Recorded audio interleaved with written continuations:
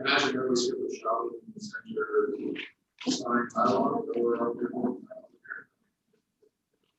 so we do have two volunteers today. One's just so I don't imagine with respect anybody's here for that, right? No. Okay.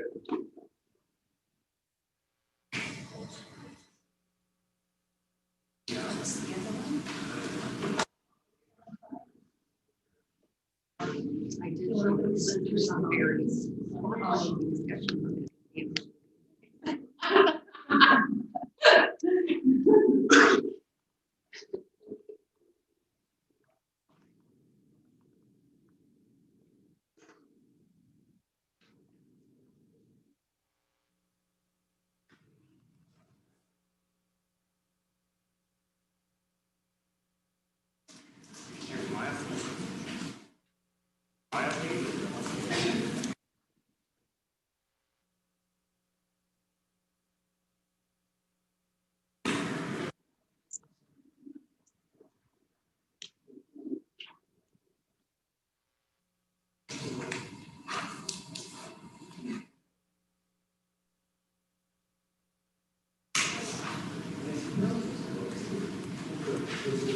So I know it's because of COVID, but it's funny because it looks like you guys like all deeply dislike each other because you're doing so far. I'm like, I know better.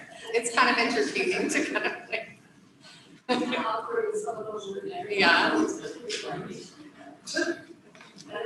Yeah, it's a far cry from where it normally is. It was so weird walking in and just seeing the chairs so spread out. Right.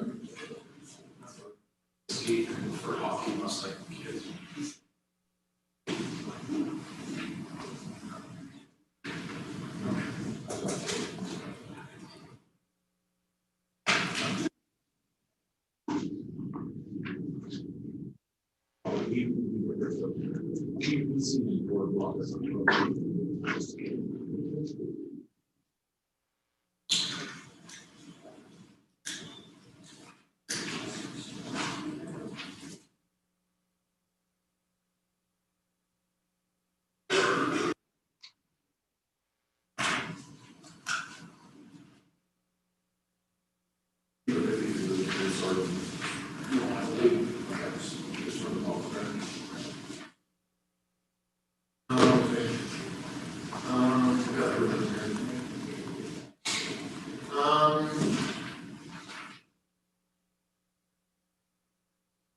Yes.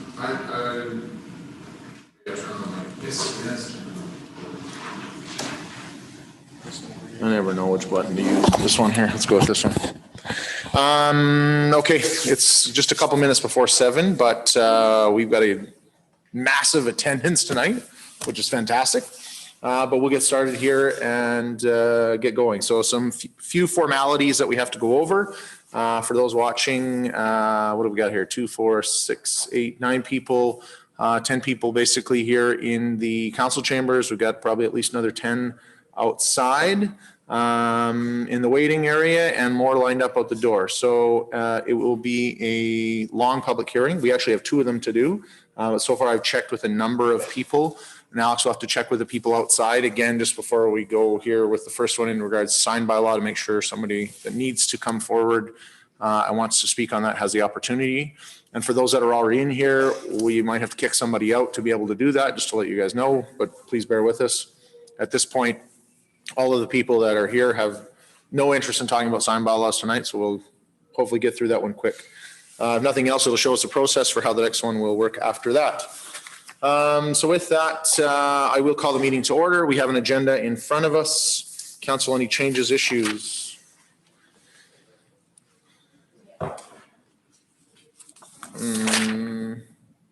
No.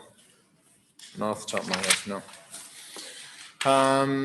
Councillor Ferguson. A motion to adopt the agenda as presented. Any discussion? Call the question. Those in favor? That is carried. So I'll start with public hearing. So the first one, bylaw 22/2020. Okay, so I will declare this public hearing open and state that this hearing is held pursuant to sections 230, 606, and 692 of the MGA 2000 as amended. The purpose of bylaw 22/2020 is to amend the land use bylaw 22/2007 by adding the definition for shopping center directory sign and adding regulations for this use.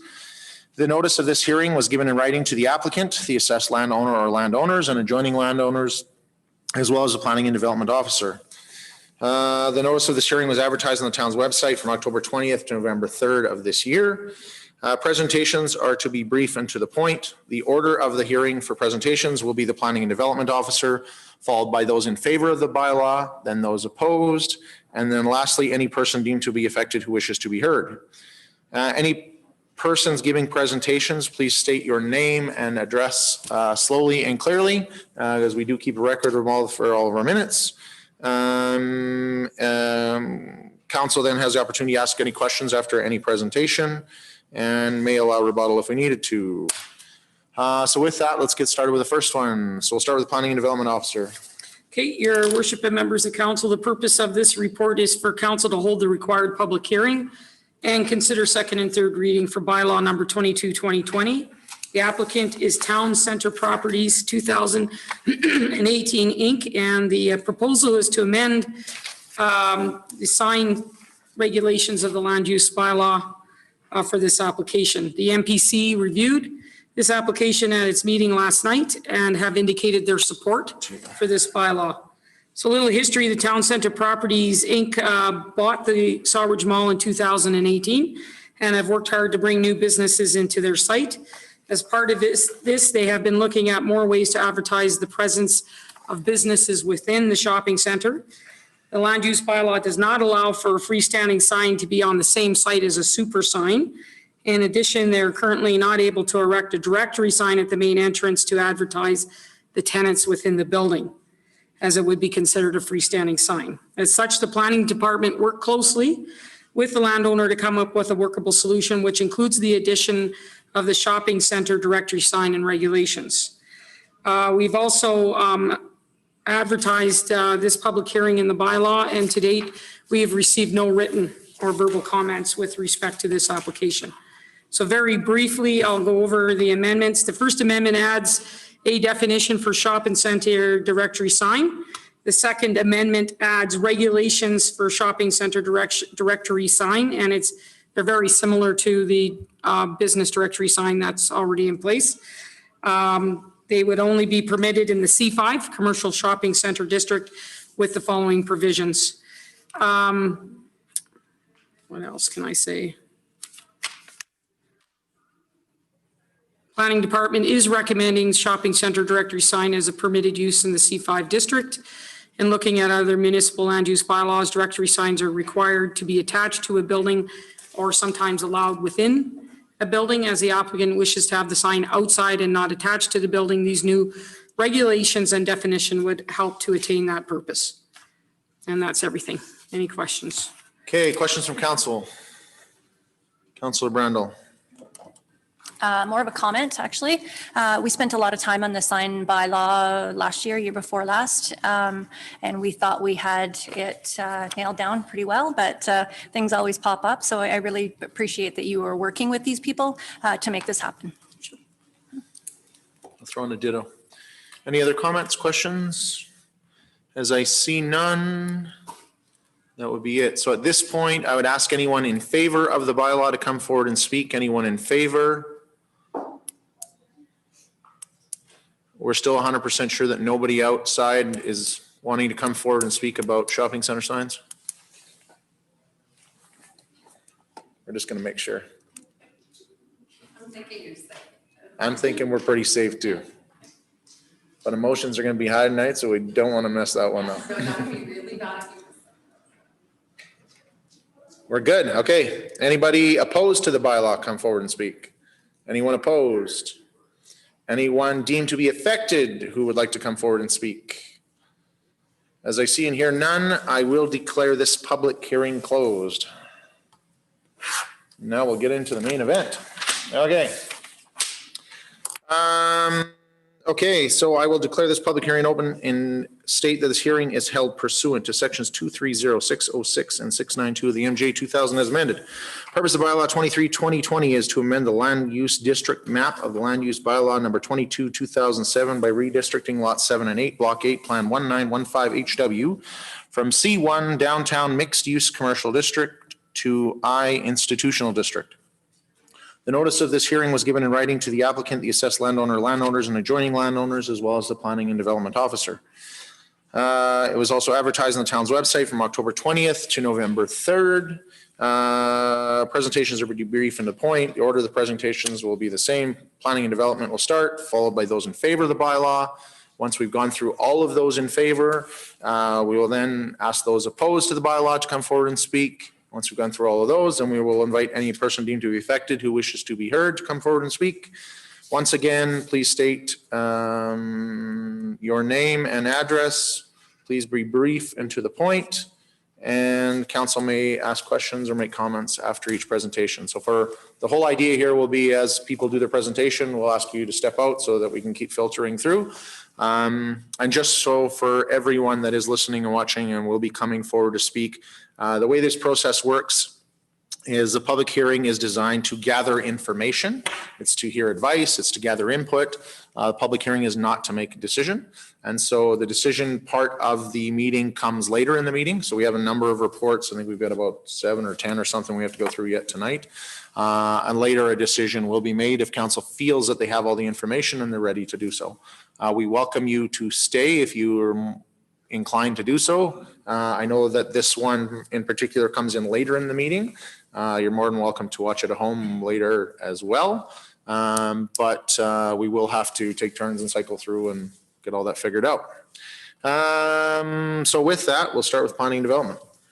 Okay, your worship and members of council, the purpose of this report is for council to hold the required public hearing and consider second and third reading for bylaw 23/2020. The applicant and landowner is Alberta Social Housing Corporation, and the civic address is 213 3rd Ave Northeast on lots 7 and 8, block 8, plan 1915 HW. The proposal is to amend the land use district map of the land use bylaw for the noted lands from C1 downtown commercial mixed use district to institutional district. The subject site is within the downtown designation of the municipal development plan. However, an amendment to that plan is not required. There are some policy statements within the MDP that I wanted to point out. The town shall work with client groups, government agencies, and developers to identify and meet targeted housing needs. Periodically review and, if necessary, amend the land use bylaw in order to increase the variety and augment the supply of special needs housing in the community. and work with social service providers in Slave Lake to help sustain the proper delivery of social services in the community. The subject site is outside of the planned boundary for the downtown and Main Street area plan, and as such, an amendment is not required to that plan. And it is within the C1 district, and so of the land use bylaw, so no amendment to the land use bylaw is required. The MPC reviewed this application at its meeting last night and have indicated they support the application to amend the bylaw. Referral letters were sent to adjacent landowners on October 16, 2020. At the time of preparation of this report, we had 2 comments in support of the application and 1 against. We've also received additional feedback to this report that has been circulated to all of council, including a petition. And I don't know the numbers with respect to that. Just some thought here with respect to relevant consideration when considerations when we're looking at a zoning application. We must remember when considering rezoning requests that this is about whether the institutional district makes sense for this site. We should not be looking at this request through the vision of any potentially divisive uses for the site. So some irrelevant considerations that should not be considered by council include business competition or user versus use. We would like to caution council that discussions that include user versus use can result in legal challenges based on discrimination or infringement of human rights. So it's a little bit of information. Alberta Social Housing has leased a building to the MAT program to allow the program to operate with the hopes of growing the program to include transitional housing. I'd like to mention here that a development permit has not been issued for this because the zoning is not in place at this time. After discussion with the development officer who reviewed the uses for the institutional district with Alberta Social Housing, they feel that they will have better opportunities for rentals and uses in the future if they rezone the property. The lot is located on the outside edge of the downtown commercial area at the start of the residential area, and as such should pose fewer concerns for neighboring residents and landowners, as it's not located within the heart of a residential neighborhood. The Director of Community Services, Gary Roth, tells us that the MAT program plans to put up a 6-foot fence on the side property boundary between the building and the neighbor residential property to help keep the users of the MAT program separate from the adjacent residential neighborhood. Mr. Roth has been working with the MAT program coordinator to help coordinate this process. A little bit of information on the institutional district. The purpose of the district is to permit development of uses of either a public or private nature which provide services to the community. And then I just wanted to make a quick note on institutional districts and spot zoning. This zoning, the institutional district, is unusual in that it can be located in just about any other land use district and is not considered spot zoning. And that's because I believe it's because it provides a public and quasi-public use. And some uses that fit under the institutional zoning are churches, for instance, or schools. And you can find those in residential neighborhoods, or you might find them in some commercial areas as well. And there's other institutional uses that I could reference for that example. So the last 2 uses of this building were institutional in nature, a medical clinic and parent link program office. The building is quite large and unlikely to be rented out for commercial, such as a retail use anytime soon. The intent of the building has always been to provide institutional uses and should be zoned as such. The building has been sitting vacant since June and was vacant for some time prior to Parent Link utilizing the building. The owners feel that the rezoning of the property will fit their needs better as they look at ways to rent out the building for the future. Planning department feels that this site is potentially the best site in the area to be zoned institutional as it creates a bit of separation between commercial and residential properties. Further, it locates institutional uses which provide services to the public in an area that has excellent access to the downtown core. Planning department feels that the subject site lends itself well to many of the uses listed in the institutional district and are recommending that council give the bylaw 2nd and 3rd reading. Okay. Any questions? So I got a few here that I want to go through so that we're all on the same page. So first off, our understanding tonight is that basically a group has brought forward an application to change the zoning of this property. Correct. So for the people that are watching or coming to speak tonight, I don't want to assume that I know what they're going to say, but realistically, I would expect that most of them are coming to talk about the use, which there's another process that comes for that. So Lori, can you explain how that happens and what's the next evolution So how, of the use? so how it happens, how it works is if somebody wants to apply for a use that's not listed in the district, they have to amend the land use bylaw, which is what's happening right now. Right. Or rezone the property so that it allows the use that they want, or they think they may want, to be added to the land use bylaw. So that is regulated under the Municipal Government Act. We have to have a bylaw, first reading, and we have to hold a public hearing so that those that are affected can be heard and have a voice in the process. If council approves the rezoning to the institutional district, then an applicant has the ability to come forward with a development permit application at that point, but not until then. And at that point, the development authority, whether that's myself or the Municipal Planning Commission, would consider the application on its merits and render a decision at that time. Okay, so step one, so just so we're all clear, we're talking about the MAP program and the Housing First strategy potentially going in this building in the future. We have not received an application for that yet. That application would come next. Correct. Only if we made it through the zoning issue tonight.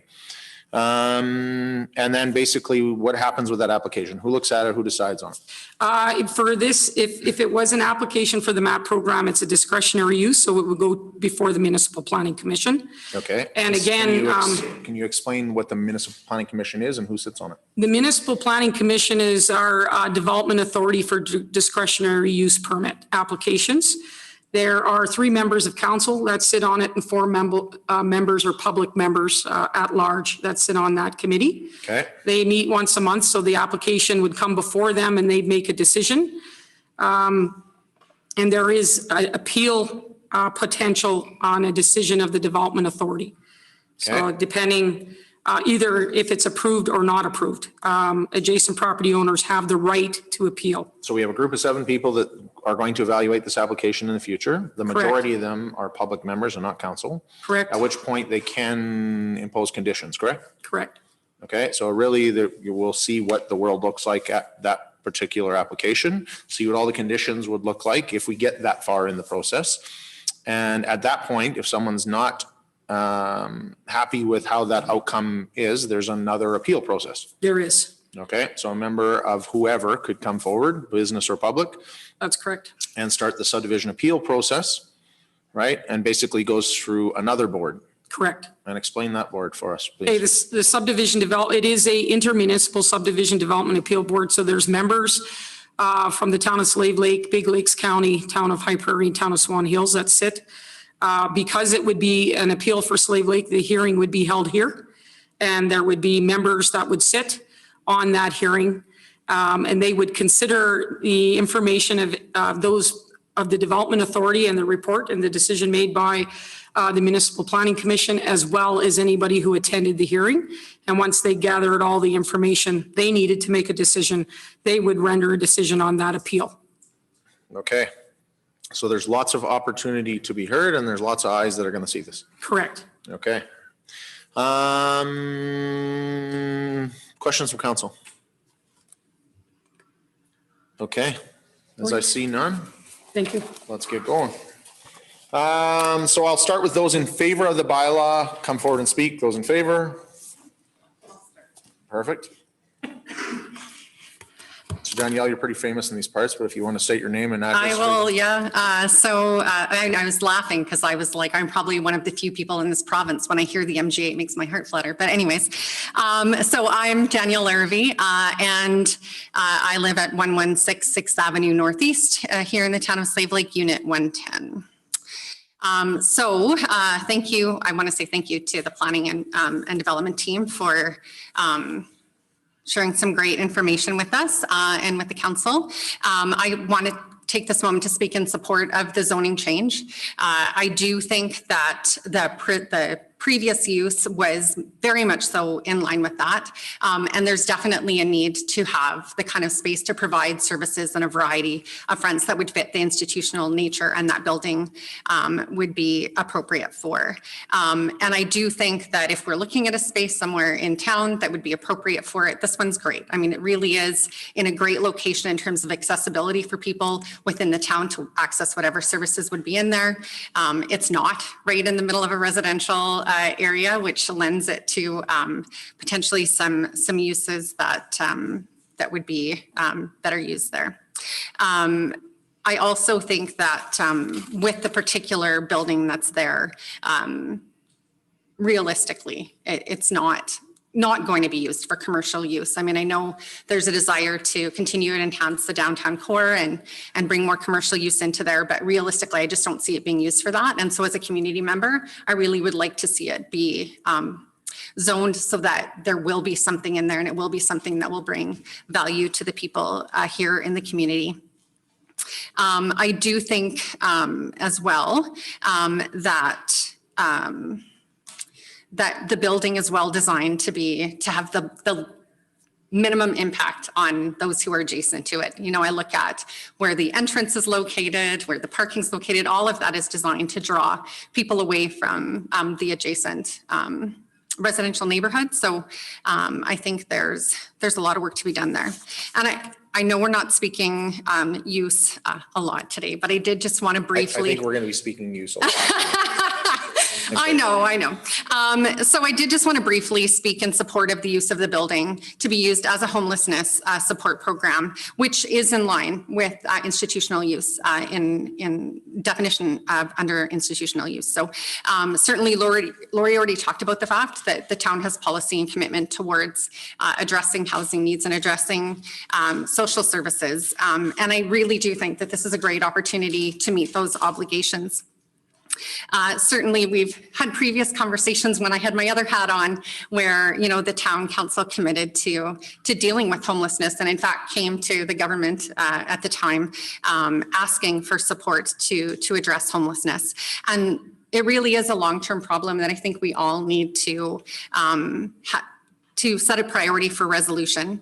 It is a needed service here in the community, and we need to really think about what a reasonable solution looks like for that and be supportive together of that. It's definitely completely unreasonable to think that somehow the problem will go away. You know, it's something that all communities face with, and certainly Slave Lake as a regional hub will continue to have the services, attract people to this community. And some of those individuals that come here will be dealing with homelessness. Some of those people, it's short term and they only need just a few nights to get back on their feet and be connected with resources and move on their way. And we've certainly seen that with the MAP program here, and some of them are more long-term people. But this here and the proposal is a reasonable and permanent solution, and there's no cost being asked for of the town. That, you know, from that perspective, there's a well laid out plan with a number of partnerships in place that I think have the potential to not only support our vulnerable people, but also reduce and potentially pretty much eliminate the issue of vagrancy that the town continues to be concerned about as well. So just wanted to highlight the fact that there's a lot of partners coming to the table on this. Obviously, one is the Slave Lake Native Friendship Center in terms of supporting their executive director to use her time to coordinate and administer the program, but also Seniors in Housing and leasing the building at well below market cost is a huge partner in that as well. CMHC has grants available for both the phase 1 and phase 2 of the program to help with interior renovations. The Alberta Native Friendship Center Association is providing a grant for exterior upgrades in terms of that. And the Alberta Rural Development Network continues to provide grants for the operational costs for the first phase, which is the MAP program, including security, payroll, food, utilities, those kind of things. So really there's a broad network of organizations and individuals coming together to work on this. And so certainly would love to have the support of the town. I think another exciting part is any of the upgrades would be absolutely, we'd be looking to local businesses to help with that and support them and work together in terms of that. So, I certainly know it's not uncommon for neighbors and community members to be concerned about homeless sheltering facilities being in their neighborhood. Change is always a little scary, but I do think as a community, we've recognized the value of having such a program. And we all need to think about, if it's not here, then where would it be? Because I can't think of a better location that we could ever think of. And I certainly think that the proposed location is ideal in terms of having minimal impact on the neighbors, while also allowing finally to have a home for, a program that we've all seen as important and has been struggling for a long-term location. So thanks for that, and looking forward to hearing the outcome. Okay. Any questions from council? No. Councillor Busk. Great. So you talk about the grants and the renovations and stuff needed for that, for this proposed program that you're talking about. Fill us in on a little bit about that. How long is this going to take to get up? Where would the homeless people, if the Native Friendship Center couldn't house them anymore, where are they going to be during this whole renovation process? Mm-hmm. Well, that's a great question. I mean, certainly it depends on the length of time it takes to get through the development process. In terms of getting the MAP program moved in there, it needs minimal renovation. If I recall, I think it's one wall, that's it. And it's not a load-bearing wall that needs to be taken out, and it could be used as a MAP program. I mean, there's some more that long-term would need to be done to make it the best possible facility, but it would be very quick. Once all the development permits were done, could move in there, get that one non-load-bearing wall out of there and move in quickly to have it as a shelter and then work through the rest of the renovations as time permitted. Part of the renovations also includes having the fence, as we talked about, and continuing to maintain that. That would be the commitment, but also to put security cameras outside as well. Okay. Other questions from council? I just had one. So you had said something about we were going to do our best to hire local and that sort of stuff. So to be clear, it's my understanding that the Friendship Center is bringing forward this application and this use in the future or whatever else, but do you sit on the board? Or no, I don't sit on the board, but my mother does. And I'm certainly a patron and supporter of the Friendship Center and donor and friend. And when I say, I mean, really it's a community project when you look at all the different people coming to the table. So I feel a bit of a sense of ownership of it, but no, I'm not on it. Okay. I was just trying to understand if there's more partnership groups that were coming or how that was all working. Yeah. So, okay, perfect. That was my only question. As I see nothing else from council, thank you very much. At this point, we'd ask someone else in favor to come forward and speak. Reminder to state your name and address. Barb Coutre, 114-159 Main Street, Slave Lake, Alberta. I do have a package here with a list of people that signed the petition for the program. Okay. And also some letters. I'll just set them here. Perfect, thanks, Barb. And then, so I also feel that this would be an awesome location for the MAT program for phase 1 and phase 2 transition housing. One is we'll be getting them out of the post office. They hang around the post office all the time, the banks. So this would be a lot closer for some of our more older clients for them to walk there instead of going to the Friendship Center or St. Peter's Church. It was a long walk for some of them. A lot of them had a hard time getting there. So it being where the building is right now, the old medical clinic slash Parent Link, I think this is way better. And like you guys all said, it's like in the beginning of residential and commercial, it's right there, and it'd be a lot easier for us to access it. The sports from the RCMP, EMS, when they do come and drop off people there for us. Like the MAT program is just not for the local homeless. Sometimes we get people dropped off there that are traveling through Slave Lake, get stuck in Slave Lake, and they're going on to Edmonton, Grand Prairie, wherever. So it's used also as an overnight shelter for people on the road. A few of them got stuck and They were brought there by different people. So it's an ideal location. Everybody knows where that location is, so it's pretty beneficial. And like I said, we've been working hard and trying to get all these partners in place. Another partner that we are working with is Pound Makers, and they, yeah, and they are also willing to work with us for the transition housing in phase 2. So that's about all I have to say. Okay, questions? I have a comment question. How much are we allowed to get into use? Microphone. Because this is tabled around use, but we were told we're talking use or not use, but this is gonna go, You know, the easiest thing would be to kick everybody out and say, here, if you're not here to talk about zoning, move along. But I think with respect, people took time to talk about use. And I think, you know, it's going to eventually go through this process. I think it's a good opportunity for people to be heard. So I would say, like, you have a couple questions about use, I would say throw them out there. Why not? okay, first question, so the MAP program, it could be up and running in days, right? Yep. The transitional housing, how long would that take to get? It into depends place? how long it takes us to get the rooms built, because it'd be all separate rooms. I do have funding for beds and dressers and that. Probably not this winter though? Like, No, more in the spring. We're thinking open for probably later summer. okay, that's my only question, Tyler. Okay. Any other questions, Councillor Busk and then Councillor Brandel? So with this transitional housing and location, so would this be open daily, year-round for the homeless then? That's not for, it would be for people that were trying to transition out of homeless into the program. It'll be a 1-year program where they will go out for treatment. And when they come back, we have all the supports in place. Plus they stay there. If they're employable, try to get them employable. If they need funding, we'll get the funding for them so that they can move on into looking after themselves and, you know, be off the street.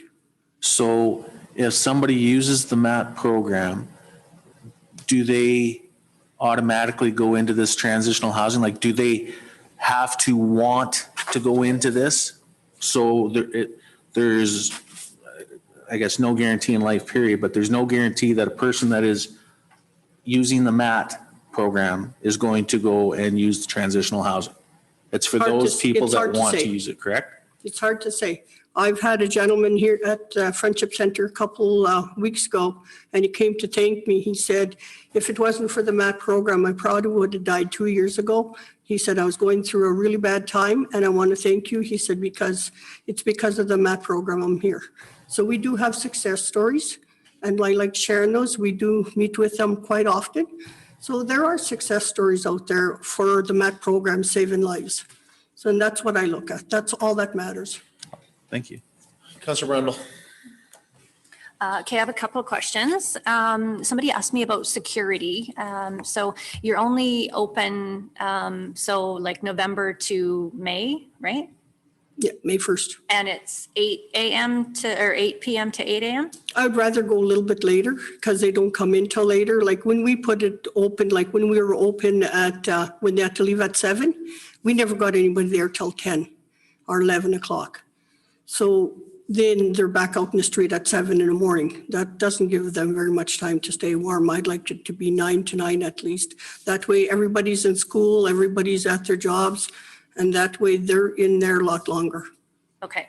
And then the transitional, it's going to be in the same building? Yep. So one upstairs, one downstairs kind of thing?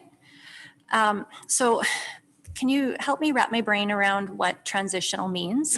Like, does that mean like somebody trying to get their life together and like maybe just fresh out of rehab and they're trying to get on with their life? Mm-hmm. Okay. So is that the best use or the best spot for that with the homelessness? I think it is.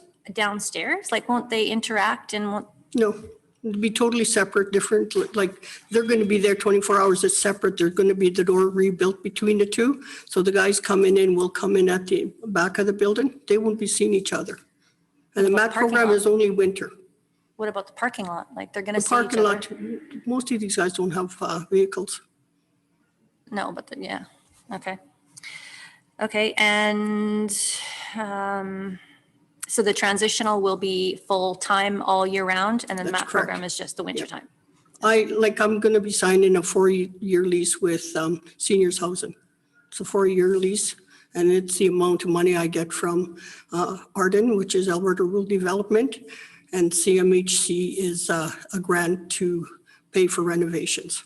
Okay. I look forward to the development permit coming because I still have questions about the transitional one. Yeah, How many units in the transitional? I think there's about 8 rooms up there. Okay.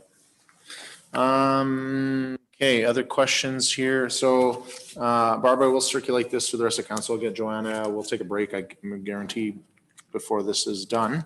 We'll circulate it all through council. So this is a number of names that are on here that are all in favor.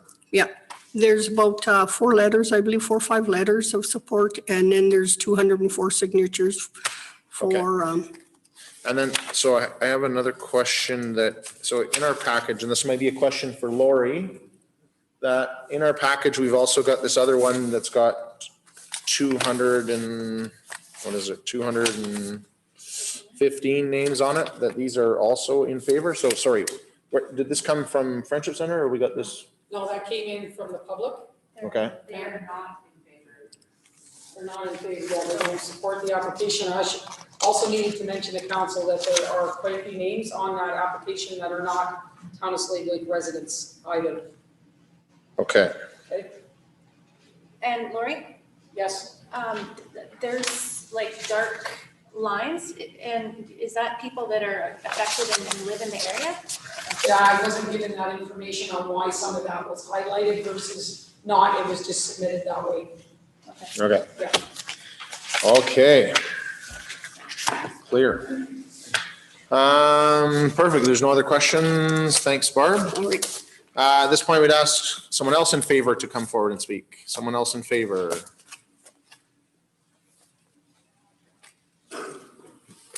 Hi there, my name is Tina Marie Ritter, and I live at 504 6th Avenue Southwest, unit number 2, here in Slave Lake, Alberta. And I support the rezoning of the building at 213 3rd Ave. I have worked in the office building closest to the proposed site for 6 years. And in those 6 years, I have had many run-ins with the homeless population through there. They come in, they warm up, they use the water fountain that we have there, and they fill up their water bottles. I've never once had an issue. I've never seen an issue with the people coming in from the dance studio, which is also located in that building. I've never seen anybody from Janitorial have an issue with them. To date, after talking to people around the building, no one has had an issue, which was a common thing that was brought up, that people are worrying that there might be more crime in the area. That being said, with this location, the changes if the MAP program, the rezoning went ahead and the subsequent approvals went ahead, and the MAP program did move into this building.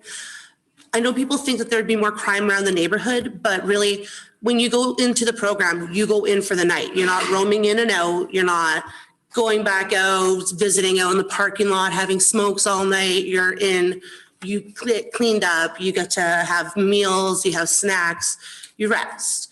Which is why also the transitional housing won't mingle with it, because the same thing. You have your curfew, you stay in the building for that time at night.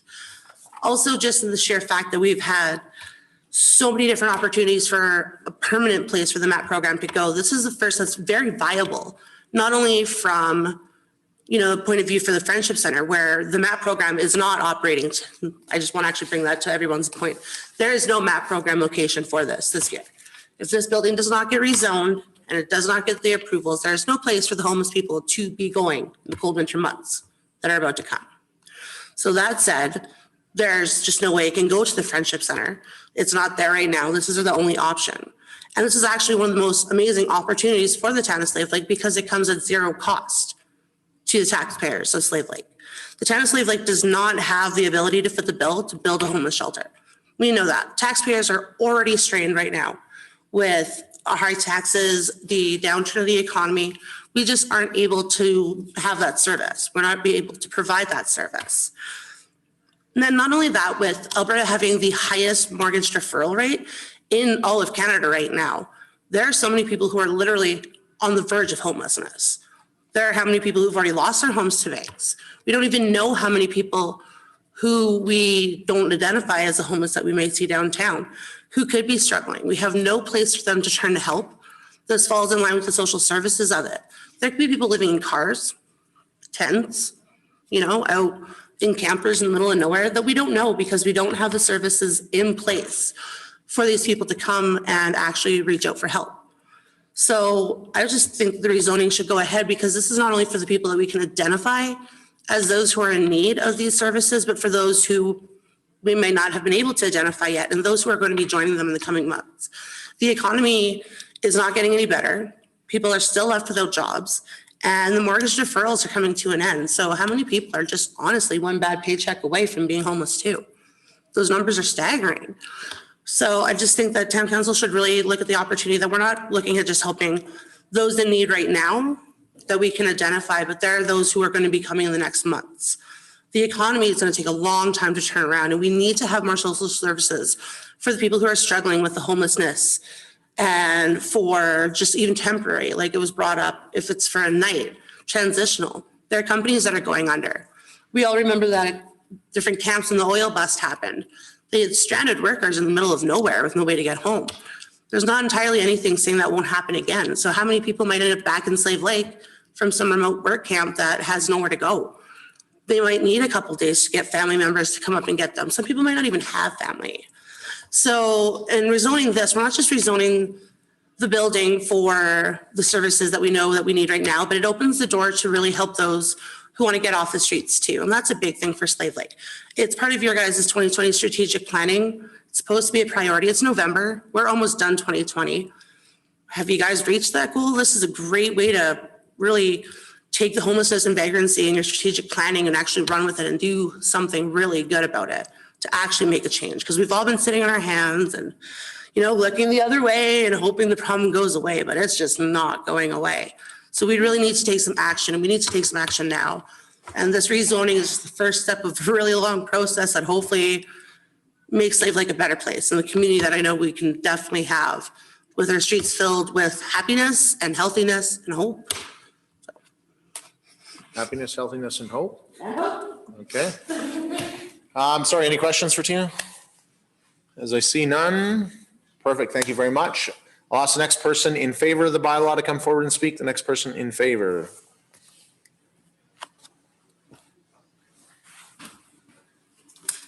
Hello, my name is Steve Castets. I live at 316 4th Street Northwest, Slave Lake, and I'm in favor of this bylaw. I've been working the last 4 years as the night security at the homeless shelter, and I really support the situation that we do here. I didn't really plan a speech, so that's all I got to say. Okay. Okay. Straight and to the point is what we're looking for. Any other questions? As I see none, I'll ask the next person in favor to come forward and speak. The next person in favor. Lori, can you do me a favor? You got 6 or 7 documents. Please, thanks. My name is Jean Twin. I live at 101 12th Street Southeast, and I am in favor of the MAT program being held in this location. I attend a lot of the Homeless Coalition meetings, and it's been banged and banged around and up against so many brick walls trying to find a place for them. There's a school in every quadrant of town, so that was used the last time. Barb had a hard time with it being in the Friendship Center this last year, but that was the only place. There's a lot of homeless people that have no place to go. They have an illness it's not their fault. They've got problems, and what Barb is planning is perfect for them. She wants to have a mental health worker come in and work with them, try and get them to go in for treatment, give them some positive supports, and maybe they'll turn around. And this is the only place that I can see. There was talk about maybe getting trailers, but where are you going to put a trailer? What other building is there in town that these people could possibly go to? It's been hashed around so many times, and we just need the support. I'm the president of the Friendship Center board, and we just need the support, and this is the ideal place. Okay. As we can see. Questions for Jean? I have one. Speaking candidly, I will say that I would argue that likely the majority, if not 90% of the people watching tonight, coming to speak tonight, that if you polled the community would say, if we have an opportunity that we've got a group that's willing to spearhead something with homelessness and vagrancy, and the province is bringing some resources to bear, they're going to have limited impacts on our taxpayers. I would argue that most people would be in favor. I think one of the things that, creates a divide, whether, the question is not about whether or not we should have this in our community. The question is, should we have it here? I lived across the street from two houses that were social housing for a number of years that became Habitat for Humanity. Hear all the comments and hear all the stuff. And, I sat on the subdivision appeal board for a number of years and we went through things with group homes and, the consensus is, I have no idea what's coming. I don't know about it. And so I don't like it and I don't want it here. And so I guess one of the things that's going to be tough to convince on that group is the fact that the Friendship Center is essentially doing that in their own backyard, that they were able to establish it there last year and now this year they can't. And so I was just wondering, Jean, if you could speak to that as to why that can't happen there. So we have a clearer understanding of what the difference is there. Because the place that it was put in last year was actually a youth program place. There's a youth program going in there. The renovations that took place didn't quite finish. The money was gone. Thankfully, a lot of community people come forward last year and helped out to finish that spot, to get the people from the MAC program temporarily into there. And now it's been finished and it's ready for the youth. The youth that's what that was for. For many years, the Friendship Center had a youth program. Okay. And it's my understanding that the majority of your funds for that program came from a federal program that you have to use it for a youth program, correct? Yes. All the funding that the Friendship Center, or basically all of it, is applied for specific programs and they have to be spent on those specific programs. Okay. Can I ask what other locations were considered? Well, they thought about the old forestry building, Okay. but that was a no. They talked about the old fire hall. That was a no. The church obviously wasn't. Okay. Okay. Perfect. Councillor Brandel.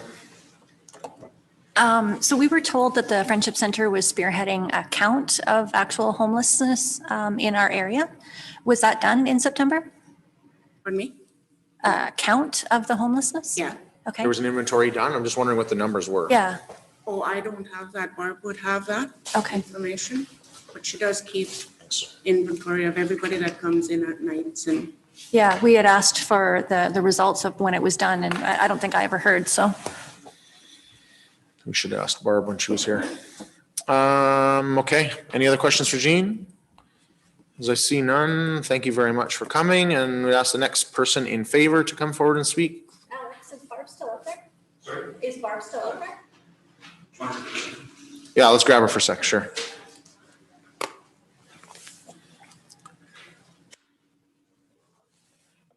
Pretty well everything. What's that? What you have said has already been said. Okay. So I just. Want to voice that you're in favor? I'm in favor. Okay. Yes. And Marilyn, if you want to state your name and address real quick, we'll take that as a. Marilyn Larrabee, 217 4th Avenue Northwest. Slate Lake. Perfect.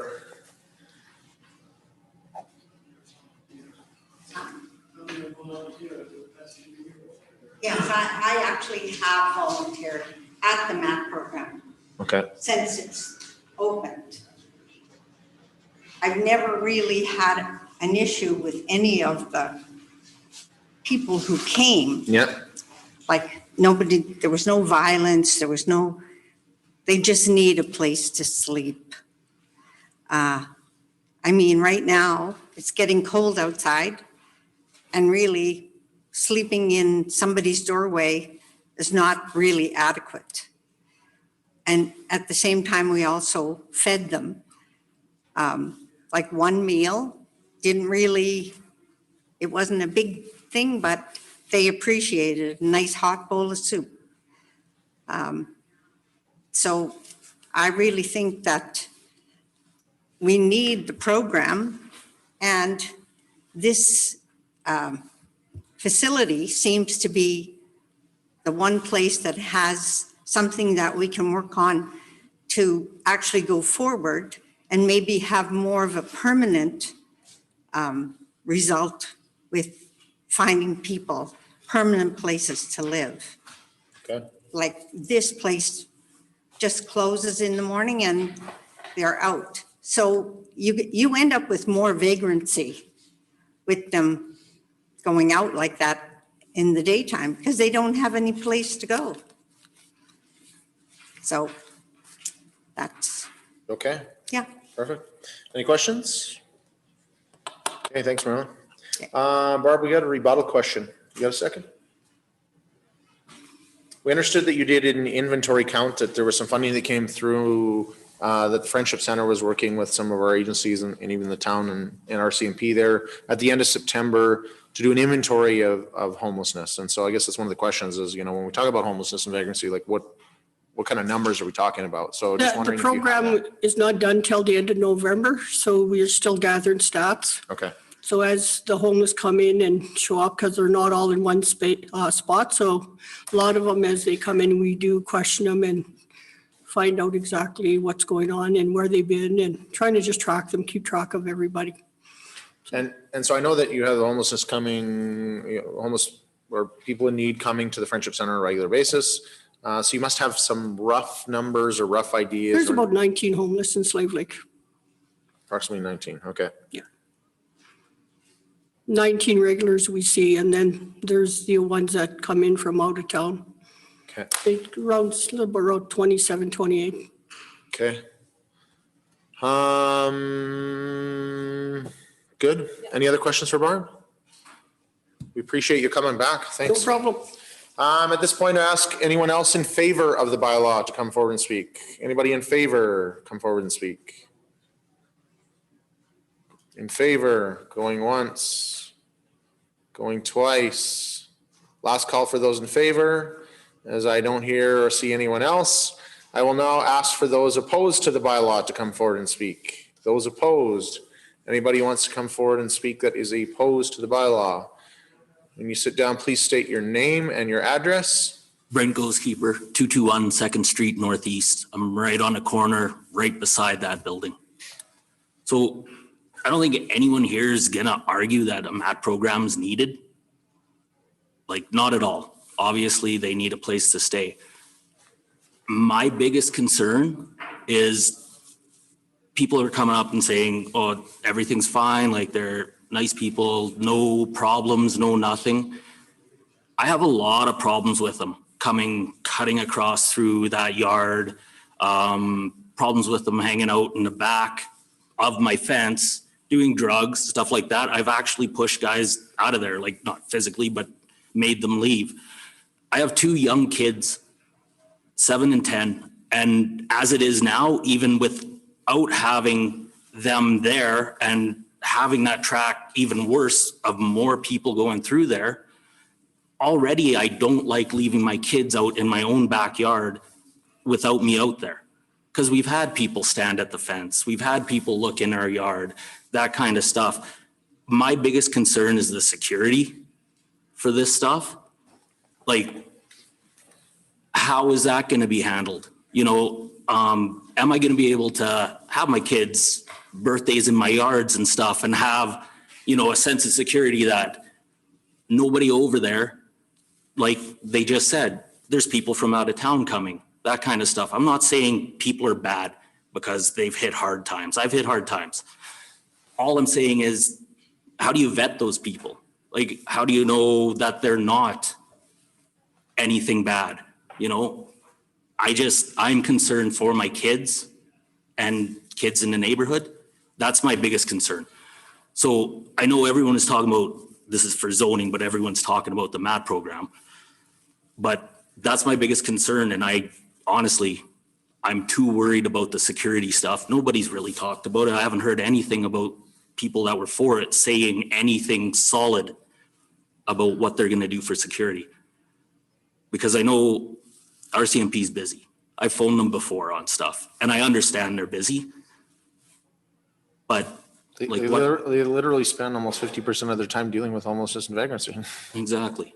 You know, so I've had a guy walk by and try to fight my pickup. You know, I've gone out and talked to him. It's just, I don't want to leave my kids out there if that kind of stuff's happening. So I need to know more of what are they going to do for security? What are they going to do for that kind of stuff? Okay. That's it.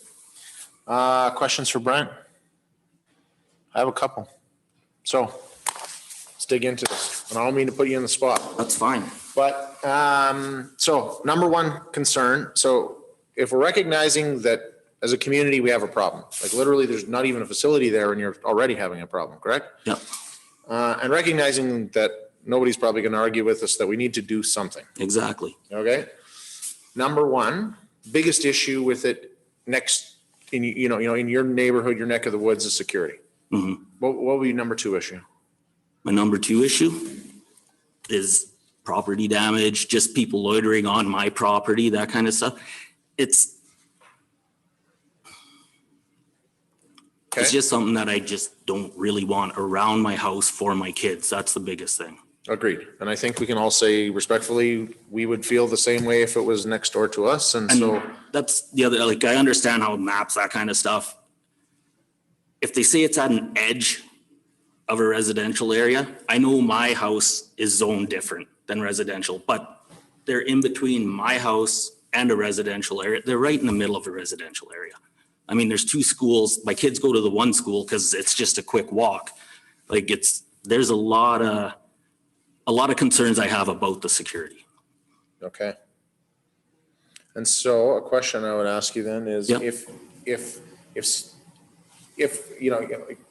ideally you're the one of the ideal residents to talk to because you literally are sharing the parking lot with us. Yeah. With this facility. So if security was alleviated, is it something that could make sense? If security was enough that I'm okay with my kids playing in my yard, then maybe. Okay. That's all I can say is maybe, because I don't know what they would do. Fair enough. And to be honest, Brent, I have no idea what they're going to do either. A lot of those things would come if it makes through the zoning process. It comes through the like she said, MPC. They have to closes in the morning. They come out in the morning. Then where do they go? Like they're right outside my door. You know, and I'm not saying they're bad people, obviously. I'm concerned for the one person that is. If they come in through. fairness, there are people that have issues and problems. And Exactly. they're complex, and we need to figure out how to deal with it. Yeah. And so I'm not advocating for or against or whatever. else, No, I and don't no wanna one do is. that. It's just where they're putting it. Well, the one thing I always struggle with, we have an opportunity there, and if we can't put it here, where else do we put it? What kind of things should we be looking for? Mm-hmm. I think security is going to be a theme that comes through tonight, but I'm going to ask and I'd figure those imagine. pieces out. So, questions for Brent? I saw some hands there. Councillor Busk, and then Councillor Gramlich. Sorry. So Brent, if you don't mind me asking, how many years have you lived at this residence? Were you there when it was the old medical clinic? Yeah. So Actually, they came to ask if they wanted to, or if I wanted to sell my house to them. So I've been there for a long time, 2 wives. So I've been there a while. Too much information. Yeah. We're going to stay at a higher level here. That's Then the we're gonna move things timeline along. Brief and to I the point. remember. the reason I'm asking is hospital services, stuff like this, a lot of the users of this facility would have needed that facility as well. So was it prevalent back then, or has it just been recently that you've It's been been running? prevalent a lot. Like I can look outside my youngest boy's window to the clinic or to whatever the building is, and right on the walkway going up, that kind of stuff. They're hanging out there. They're doing drugs. There's been people out there having sex. Like it's not good for my kids. So I guess my question is, I don't know if we have it. I've asked the RCMP this before, and the way it was explained to me, and this is just what they said, was that the true homeless people aren't the ones that are doing the drugs. It's the drug users and those people that you're seeing. And I'm just wondering if the drug users are the visible ones that you're seeing right now and causing the fear. Is that an altered problem, I guess? Possibly, but at the same time, if they have people coming from out of town and that kind of stuff, how do we know that they're not going to be the ones doing the drugs outside there or doing that kind of stuff? Again, like I said, strictly my biggest thing is my kids' safety. I'm worried about that. We all worry about our kids. Like anything can happen to them, yeah, but I don't want more traffic like that. I don't want more crime, like guys looking in my yard or standing at my fence while my kids are on the swings. Like that just, I don't like it. Okay, Councillor Gramick. Just, you mentioned property damage. Do you have any concern over property value with that going next door? Is that something on your radar? Again, I'll go back to the 2 marriages, so I don't really have any money or anything nice. But besides, yeah, I'm obviously I'd be worried about that as well. Like housing prices have gone down in town. You know, my parents had their house up for sale for a long time. They just finally sold for a lot less than they wanted to. Like obviously, with my house being right next door, if property values went down, I'd lose a lot of money. I bought that house twice. Okay. It's okay, it's my life. Brent, I'm terrified of what would come next if we let you keep speaking. So at this point, is there any other questions or? Okay, thank you very much. Ask those opposed to the bylaw to come forward and speak. Anybody opposed? Sorry, just to be clear, Alex, we still, yeah, Ronnie, no, keep coming, so good. What's that? They don't want to come in? Okay. Name and address? Yes, please. Hey, I'm Ronnie Lucan. I own a couple properties that'll be affected, 213 2nd Ave Northeast. I used to also reside at 212 2nd Ave Northeast. So, and I still know the owners quite well and also have the True Value building, which is within 100 meters. So I'm not here with a political agenda like some of our previous speakers. I'm here with some questions and I'm a due diligence guy. Okay. So we might not be able to answer all those, but let's go for sure. And this is part of my problem with what's going on. So one of them is I heard a previous speaker talk about phases 1 and 2 of the grants and what they would be doing. So with the due diligence, I feel that this should probably be brought forward to council and the planning and development department prior to a zoning change happening. How can a proper decision be made to change the zoning without even having all the information? Right? So I feel that this stuff should be presented so a person knows, right? So I hear the part that was brought up about there be a 6-foot fence. So why do you need it if it's such a safe place to put in a residential neighborhood? So my concern is from living there, a lot of the neighbors on 2nd Ave were seniors. So we dealt with stuff. I took an axe after a guy, not proud of it. Somebody else can vouch for me. There was issues there just because of the trail system. So now we're just inviting people into this neighborhood. So because we live beside the vacant lot and we live directly behind the clinic, we were affected, right? So the True Value building, we've had issues for years. We ended up tearing down the shed. That was part of our development permit. So that wasn't even a welcome spot and there was a lot of issues. So what else do I have here? What was this one here? I'm just curious as well, like what the stats are with the people that are attending. So if we're going into transitional housing, is this alcoholism? Is this cocaine? Is this crack? Is this heroin? This is stuff that I would like to see in a study before this decision is even made. So what are we bringing in?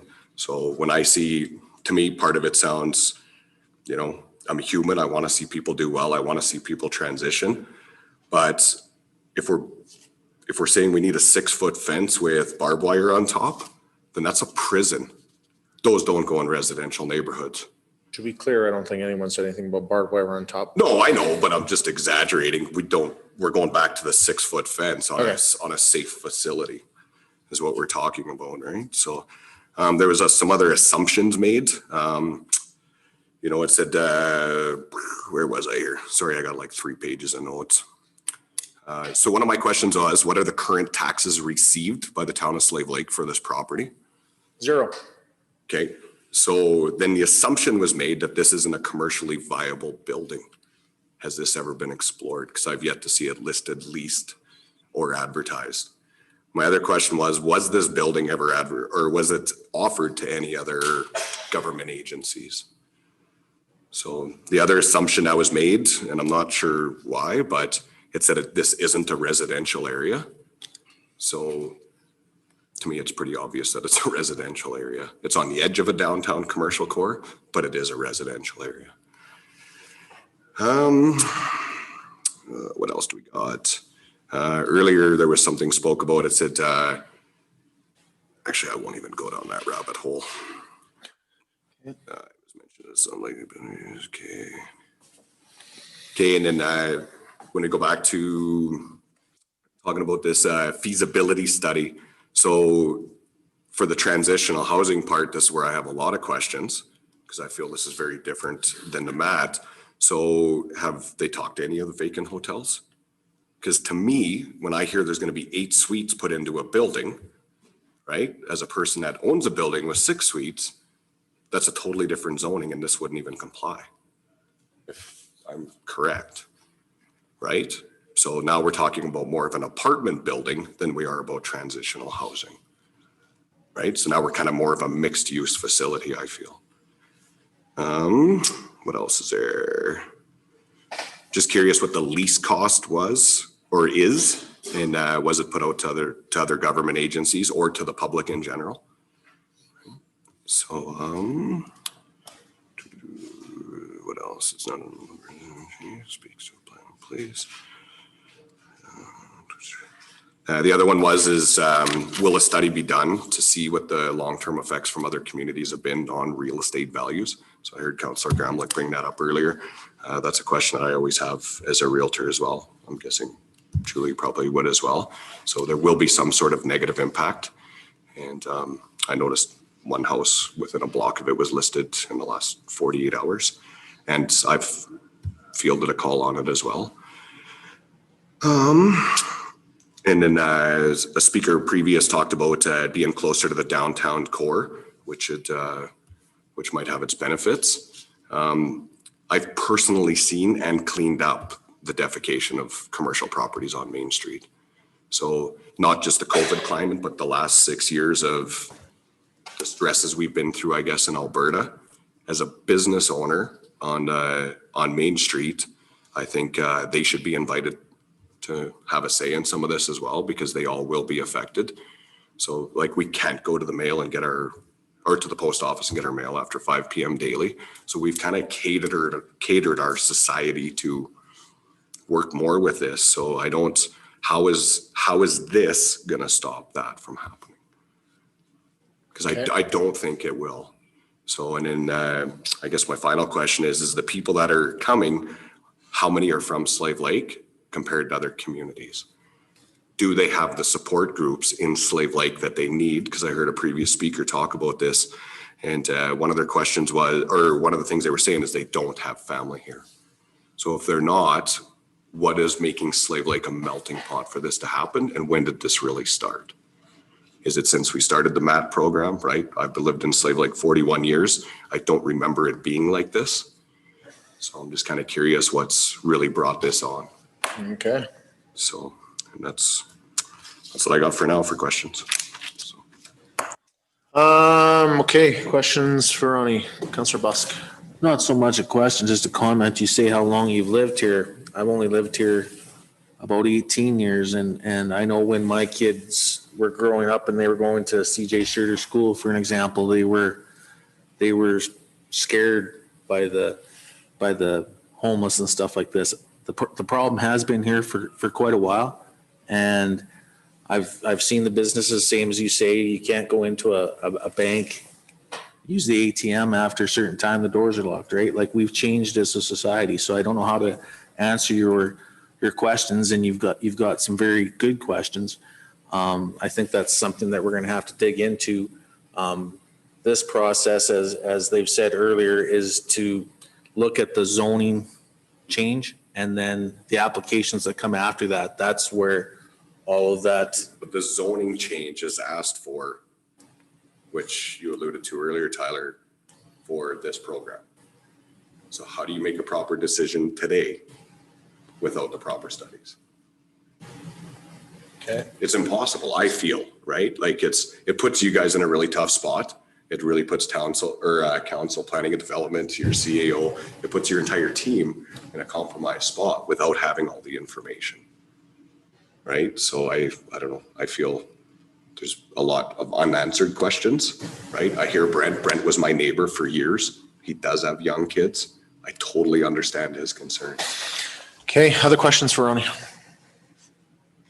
So just a couple of comments. You had a number of questions. Some of them I can answer, some of them I can't. So first off, was this advertised? No. So essentially, this isn't a town facility. This is a provincially owned building. Yeah. So it's owned by the province. It's our understanding that the Friendship Center reached out to them about a possibility of using it. This building was in use for a community programming that was funded and basically gets all their policy and direction by the province. So there was a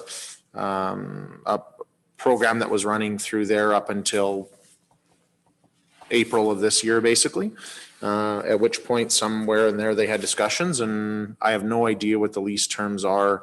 I have no idea about, and anything about long-term studies of what happens with this property or what kind of impact that has on property values. So I will say, I think that part of it too is we have to look at the big picture, and we're getting into some of the small ones here right away. Like, what are all the details going to be for all of this building? In fairness, we're not here to decide that tonight. We're here to decide the zoning piece.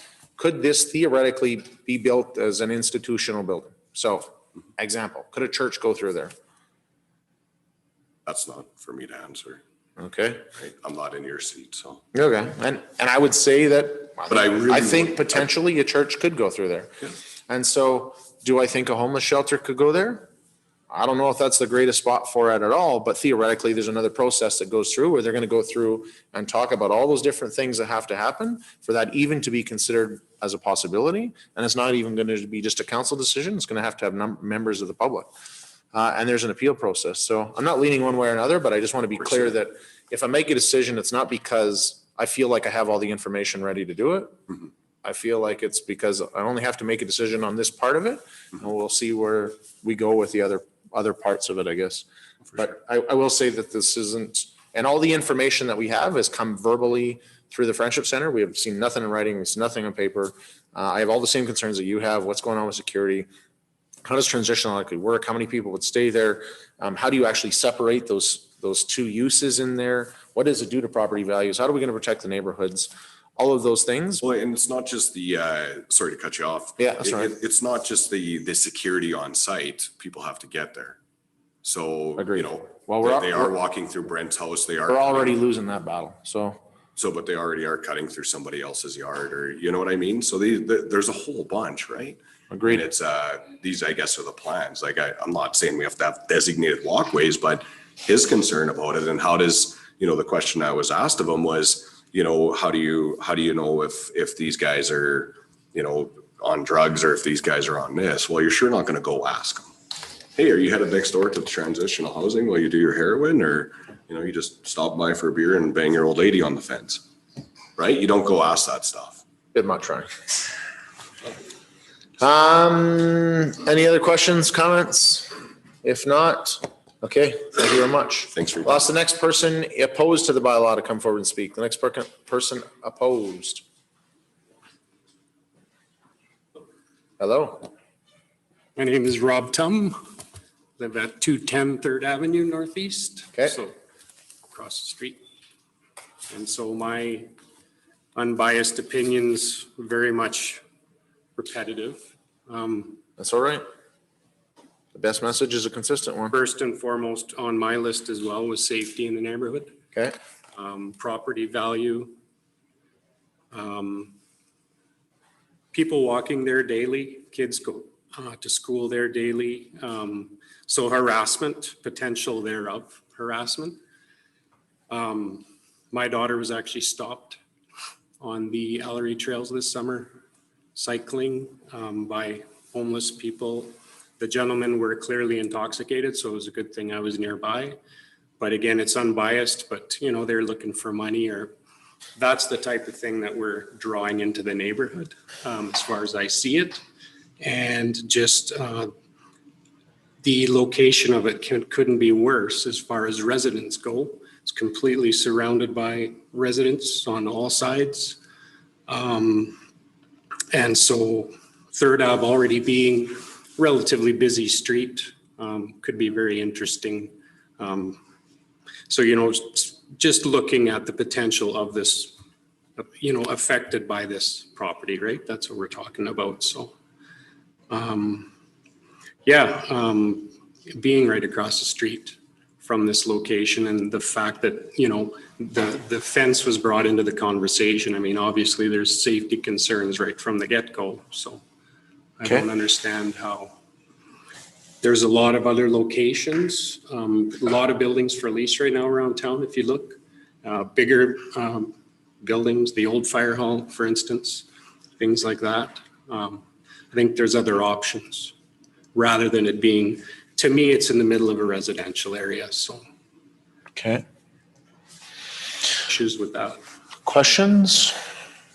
I have one. If you had a blank canvas, what does the ideal location look like? The ideal location? Totally. Doesn't even have to be a specific one in town, but what am I looking for? Well, where it doesn't interfere with residents, right next door. Okay. Like the old fire hall. I see it's still for lease. It's a big building. It's just an example, right? Yeah. It's not too far for people to go. Okay. It's a bigger location. I'm sure it would hold more people. So yeah, I understand it's a perfect residence for the MAP program, but not if you're a resident right next door to that location. So. Okay. And I also speak for my neighbor next door, Hazel Peters, 35 years. She's at home, opposed to it as well. Okay. Okay. Same thing. And I'm 25-year resident at my house. So I've been there a while. Okay. So I saw the old clinic and all that.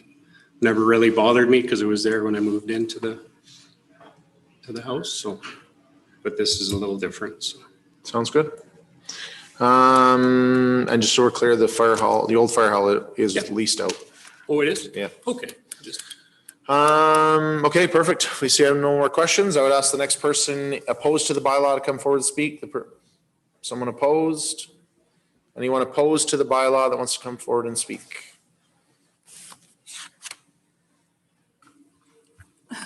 Not much of a speaker, but We'll start with your name and address. Galen Gebretson, and I actually don't live there, but my mom does, right across the street, 301 2nd Street Northeast. Okay. She's been there for 50 years. We have seen, and it's not that I know that we need a program for the mat. We have somewhere for them to go, is a good thing. Okay. Residential area, not a good thing. We have seen them in our yard. My dad's actually had to remove a few from the yard, phone the police. I've actually lived across from the MAT program when it was in the church over in the southeast. I see what goes on there. The cops were there constantly. They're out there swearing. They're out there drunk. They get let out in the morning. They're wandering around in the area to have their smoke. I'm worried about my mother being there. I have my sister that's living there. A lot of them are smokers. I've seen them come up on the street and ask you, do you have a smoke? They're going to come in the yard if they see you out smoking, asking for a smoke. I'm worried that when my mom is ready to leave her home, to put it up for sale, the value is going to decrease. So I don't think that it's a bad thing to have the MAT program in town. I don't think it's a good thing to have it in a residential area. Okay. Questions? Councillor King. How long did you live across the street from the MAT program? Yeah, I was been gone for about 20, 30 years. So it's been 30 years almost since I lived across. Oh, from the MAP program? Yes. A year, Perfect, thank you. because they were only in there for, yeah. Okay. Any other questions? Okay, thank you very much. We'd ask the next person opposed to the bylaw to come forward and speak. Next one opposed. Yes. People just say their names and addresses a little louder for me, please? Sure, we'll work on that. Okay. Kimberly Fielding, address is 333 3rd Street, Northeast. Recently moved there, which I was all excited about because I went from Big Fish Bay with the bears to a residential area. Currently have 3 dogs, which I walk nightly, and that is a concern of mine. I've walked them around that area numerous times. I've run into individuals a few times. My concern is with people moving in there. From what I'm hearing, it's a concern. I specifically I was told to avoid the trails because there were homeless people in there. There were aggressive people in there. So I specifically avoided them. I stick to the streets. And what is that going to look like going forward? So I'm concerned about that, is the bottom line. Okay. Questions from council? As I see none, thank you very much, Kimberly. That's the next person opposed to the bylaw to come forward and speak. The next person opposed. Next person opposed to come forward and speak. 301 3rd Avenue Northeast. Okay. I live 2 houses from where The proposed location? Okay. Yes. Okay. And I don't have much more than what the other people say about it, except I've been living there for 10 to 12 years, actually. We never had any problem in that area. My grandkids, when they come, they always play in the backyard. In the back in alley, without that thing there, they keep running. One day we find somebody sleeping in our backyard. Imagine if there is more people coming to that area. Mm-hmm. My grandkids run screaming, oh, somebody there. I don't want to see broken bottles or whatever they do. I'm not against the MAT program or the location. They can put it anywhere they want, but not inside between houses. Like, I know those people, they need a place. I'm not against them. They have a problem. And if we can help, we'll help, but not next to our houses, not next to our kids and grandkids. You asked the gentleman before me if there is any location. Any location away from the kids and the houses will be a good location. If we need to donate money to renovate the old fireplace, the fire hall, they can do that. Next to the animal shelter, the new one, next to it, somewhere there, but not close to the houses. We don't want our kids and our grandkids to look at those guys and when they get scared. I respect them. I know they have a problem. Right.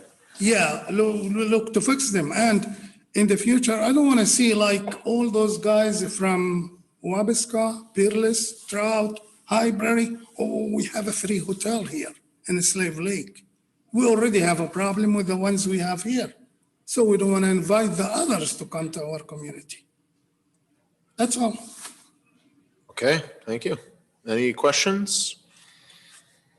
As I see none, thank you very much.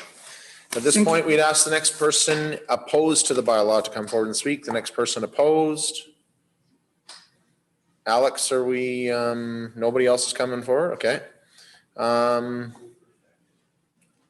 Okay. As I see no one else opposed, that's coming forward to speak. At this point, then, I would ask for those affected who would like to come forward and speak. Anyone affected?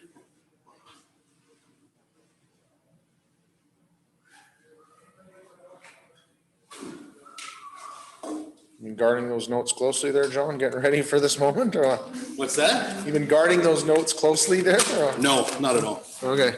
It's just a letter that I got.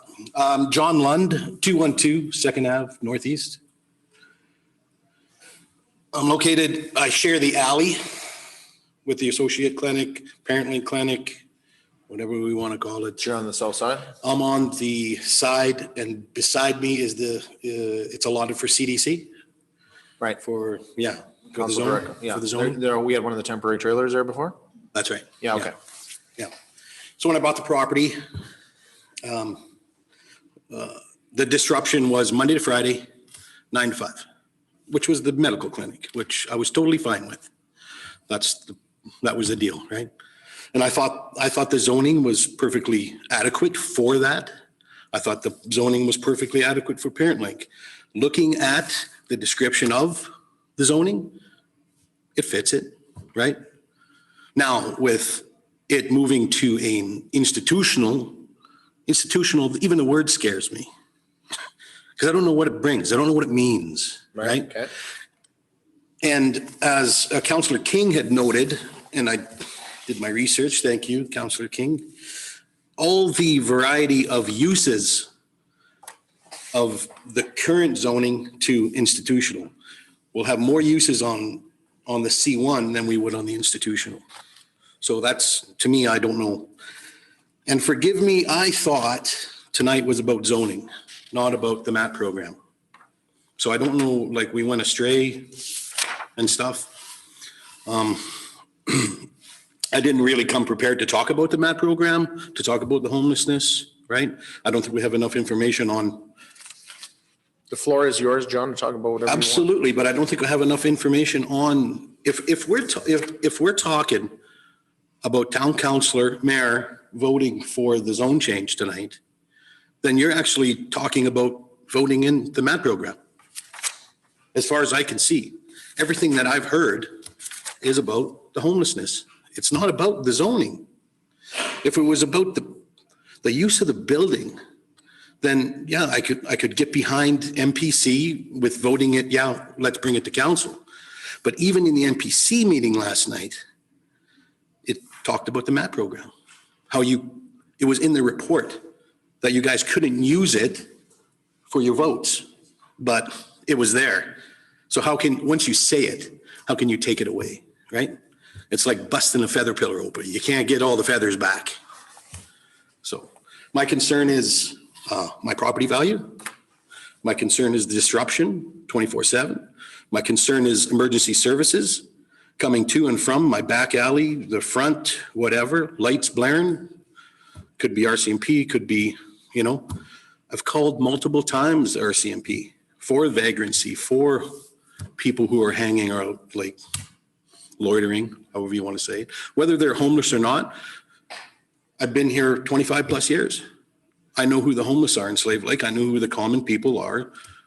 And I know when it's summertime because I look out, I don't even have my windows open and I can hear them on the train bridge, fighting, yelling, joking.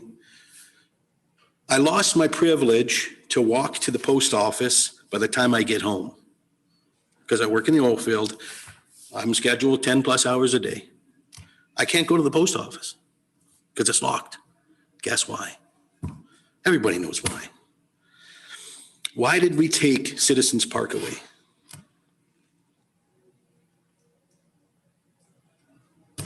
Because of the homelessness. We're loitering about and it wasn't a good view for the town on Main Street. I remember councillors saying it when you guys talked about it. And how you're going to revamp that area. Well, we're not pushing them away from the area. We're actually making it more convenient from what I heard tonight. More accessible, easier to get to. And they got a walking trail right to it. Beautiful walking trails in this town. Like, what a waste. Like, I don't frequent walking trails much, but when I do, it's a beautiful trail, but you're always coming across vagrancy and the littering, and it's getting to a point where it's just like, why do I have to disrupt my life? I pay taxes, I go to work. You know what I mean? And it just seems that whether it's convenience or what, I'm losing that in my life for my privileges. If anybody knows me, everybody knows I'll help anyone out. But when it comes to like my property, my family, security, the disruption, I wake up early in the morning. I'm getting older. I wake up on a pin if I'm not awake already. So I'm against the zone change. And I hope the council and mayor can see that the vote tonight is for the MAT program. It's not for the zoning. And I'm with Ronnie on the information isn't here to make an adequate decision on what is this for? Why does it need to be institutional? The only direction I can see is that it's for the MAT program. It's not for the better of the building or however, because this all came about. Okay. Questions for John? Can I have a question? I have one. Okay, great. So John, I've known you for a long time and you speak very well and you're a very straight shooting kind of guy. And so rather than Mayor to John, just Tyler to John. Tyler to John right now, let's have a conversation, pretend everybody else is gone. Sure. Okay. I feel like we're losing. When I look around the community here and I see the homelessness and the vagrancy, the fact that you can't go to the post office, the fact that people can't use their bank card to go in there, the fact that our kids don't love going down, using the bear trails to go rollerblading down there or ride a bike anymore. I feel like we're losing. Mm-hmm. I feel like we're losing tremendously. My question is, what do we do? What do we do? What do we do as a community? What do we do? How do we fix this? Because I can tell you more than anything in my life, I want to move forward on this issue, right?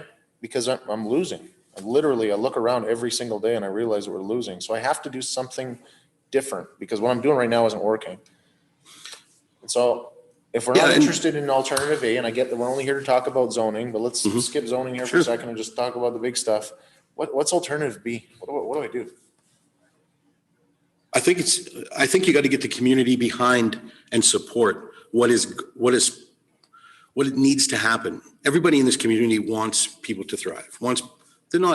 They won't ill towards anyone unless they get damaged property, wake them up at 2:30 in the morning. Like nobody wants that. Right. So it just creates that animosity. You got to have the community in it. I feel so disconnected from this. Nobody knocked on my door. Nobody. And it's my back alley. I look out the window, I see the clinic. Where's the door knockers, man? Today after work, I went to my neighbors. I knocked on all their doors. I asked if any mayor or councillor had talked to them on their doorstep. No. My neighbor, Joan Francis Winkler, 90 years old. They couldn't make it tonight. They're opposed. They're not in favor of it for what it may bring. I've talked to Joe already. Yeah. Right. And then other people have spoke, like some people didn't speak that they're here tonight representing it, but unfortunately, I get it. They're not going to get their yay or nay in if they don't come up and speak. But here nor there, that's your right. And in fairness, to be fair to the public, like this isn't a list that we keep track of how many is on one side and how many is on the other, and that's how we make our decision. We want to hear people's opinions and hear what's coming. So yeah, okay. So with community support, I think that's where it starts. And I don't think rezoning the purpose of a building for the purpose of a MAT program, homeless program, social addiction programs, I don't know. I know we have, in this building, you can go to addictions counselors in this building. Totally. Right? They're accessible. They're here. And there's grants and stuff out there for all walks and shapes of people. Right? So there's programs for Indigenous specifically, right? My wife's Indigenous. we are raising an Indigenous family. It's out there. That stuff is out there, accessible. They just got to be led to it. And I think that it takes not the segregation that we got going on today, for, against, and it's just the way the politics and stuff are going these days. And I don't agree with it. We don't need to segregate. We need to unite. And the community needs to get behind this program wherever it should be and do it. But not in a residential area. Whether the MPC said that just because this is zoned all C, it's mixed zoning. It's more house than business. I live there. I look. I see more houses than buildings. I see an empty building where Parent used to be. I see where CNRL was, or is. That's all I see. I see his houses and neighbors helping each other out. And then when summer comes, well, you guys know, but I think tonight's the vote about the MAT program. I don't think it's about the zoning. So, Okay. that's what I had to say. I did a lot more than I wanted to say. I just wanted to talk about the zoning tonight. I wasn't really prepared for the MAT program, but. I appreciate your honesty. It's great. Yeah, and that's just how I feel. Okay. Any other questions, comments from council? Thank you very much. Thanks. Anyone else deemed to be affected that wishes to be heard? Anybody else deemed to be affected that wishes to be heard? As I see and hear none, I will declare this public hearing closed. In my 10 years in politics, that is the longest public hearing we've ever had. But some great comments all the way through. I appreciate everyone who took time tonight and sat here and waited till the end to get their voices heard. And council will have a very interesting debate in the hours ahead as we are just starting the rest of our meeting. But with that, I think we'll take a 5-minute recess before we get going here.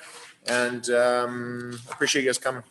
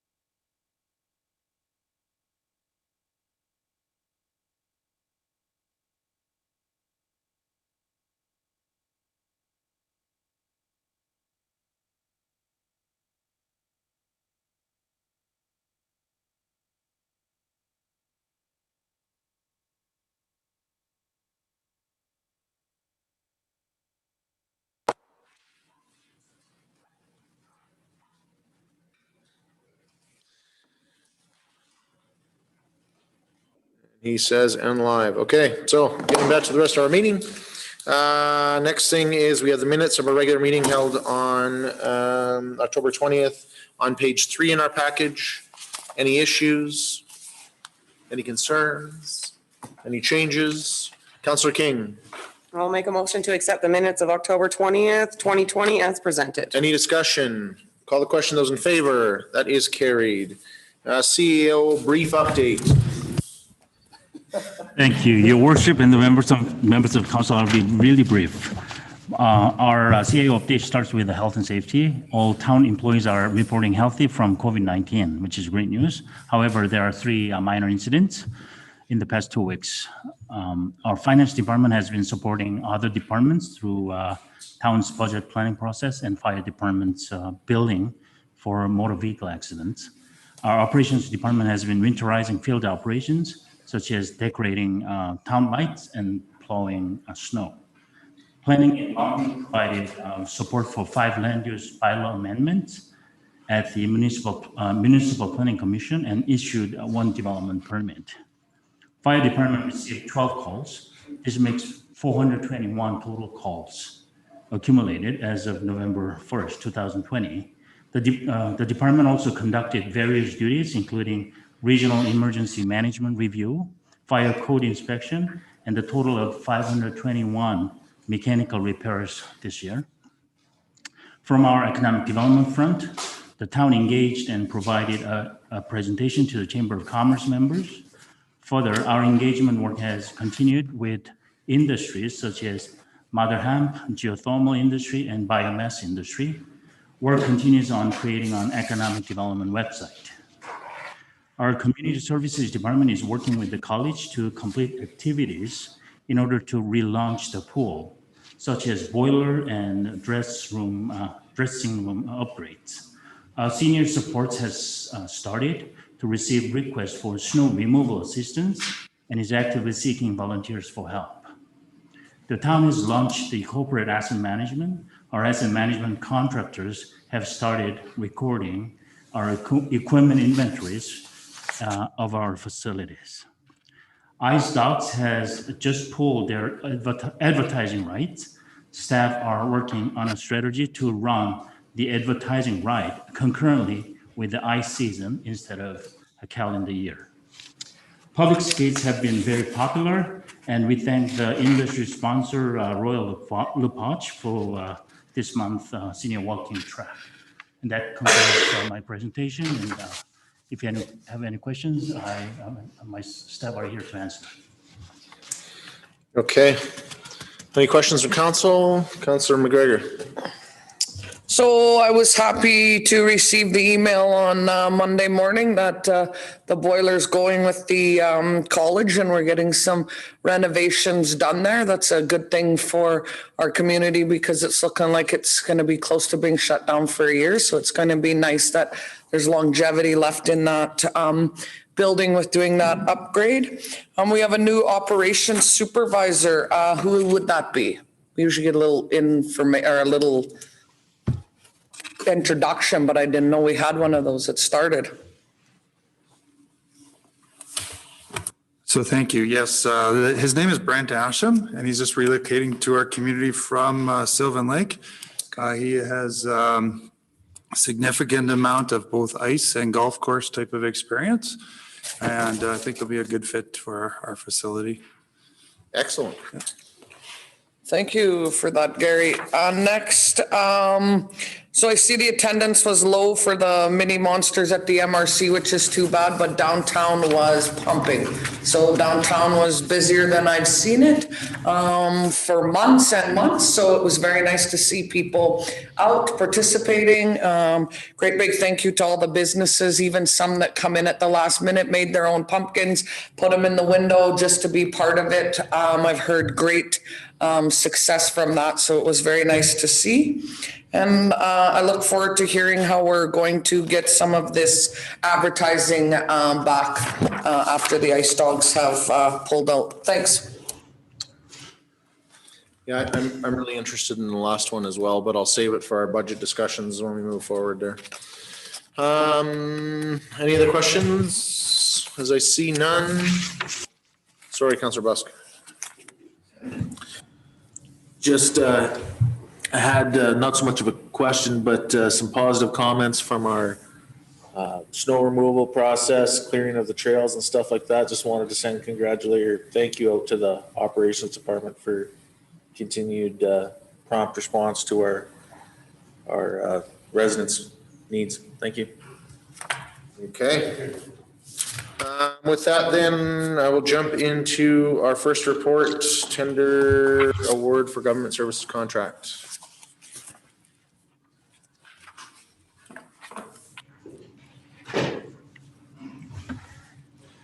So good evening, once again. I'm here to talk to you about awarding a tender for the janitorial for the government center building. The current provider has been under contract since August 2016, and the original contract expired in 2019, and we had an extension that was negotiated as part of the original contract carrying us to this point. Administration advertised a tender in September. 4 bids were received. They were evaluated based upon the criteria of price, references, and personnel. And as a result of that evaluation, the best value assessment awarded the highest points to Moorhead Group, and who is our current contractor. Going forward, the new price will be approximately $1,500 a month less than what we are currently paying. So we see that this is a good value. Perfect. Thanks, Gary. Any questions from council? Councillor Boston. Councillor Ferguson. I guess I just have a question a little bit more about like the selection criteria. So I go through some of the amounts here, and there's some pretty competitive bids in there. So can you just go over the selection criteria a little bit, how you assess that? So, of course, price is price. It was scored based upon the bid with the best price, obviously got the most points. We did, according to town policy, there is a 10% variance for local bidders. So we applied that for the scoring and price as well. References were based upon reference checks based on the references that they supplied with a standard set of questions. And we rated those based upon how the questions were basically answered by their references. Personnel was also scored upon in a much similar way. We made inquiries with their references. We've also made inquiries with the business as to what their plans were to staff the staff they needed for this. Only one company has staff currently hired and readily available. So that obviously affected their scoring, where other companies are not local. They're coming to Slave Lake. They would have to hire staff when they get here. And some of them didn't have the greatest of references. Thank you. Other questions from council? Councillor Busk. I'd like to make a motion. Feel free. Council directs administration to award the contract with Government Center Janitorial Services to Moorhead Group, Inc. in the amount of $11,928.81 per month for a contract from November 1st, 2020 to December 31st, 2022. Any further discussion? Call the question. Those in favor? That is carried. Thank you. Perfect. Thanks. Alex. Good evening. Thank you, Mayor and Council. My first report tonight is just to bring you up to speed on our new water rescue boat. In May of this year, we brought a report to council saying we were looking to fully fund this boat through the community. We were successful at that. The boat is now ready to be picked up. It'll be picked up at the end of the week. This new boat will expand our services in our response area, and it'll also cut down on our operating costs for the next few years as we are purchasing a new boat as opposed to a used one. So I just wanted to update you on that and let you know it was ready to be picked up and it'll be in town hopefully by the weekend. Okay. Questions, comments from council? I'll start by saying, Alex, we appreciate all the hard work that the Volunteer Firefighter Society does to basically raise money for a number of initiatives through the fire service that ultimately always saves the taxpayers money. So, this is, the price tag on this, I don't even think it's in here. There's $139,000. $140,000 asset that the taxpayers don't have to pay for. So I think that's huge and substantial, and, I would take that back to your membership. We appreciate all the hard work they do. I'll also note that a number of corporate sponsors and some of the non-for-profit service groups that exist in our community stepped up to make this happen. And so we appreciate that every time you're out there buying tickets and buying cookies and buying whatever, all these things help for these organizations to come forward and help something that is literally going to help people from in this region and outside this region. So I think it's fantastic. Big question. What are you doing with the old boat? It's being sold to Wabasca. Okay. Councillor Busk. So this will be not docked in the marina, or will this be in the yard and can be used wherever that? So during the busy season, we do have a slip at the Point Marina. It's also very readily being able to be trailered and moved accordingly. It's harder on the boat to go across the lake in bad weather, so it makes more sense to take it on the trailer to other points or to other lakes if needed. So we also have a small rib boat that we can put on the smaller bodies of water. This one's a little bit big for some of the smaller lakes. Okay. Any further discussion, comments? Councillor Brandel? I will just accept the report as information. Motion on the floor. Any discussion? Call the question. Those in favor? That is carried. Thank you very much. On a less positive note. 50 on the good news. So my next report is to bring council up to speed on one of our frontline fire trucks that was damaged responding to a fatality car accident in mid-October.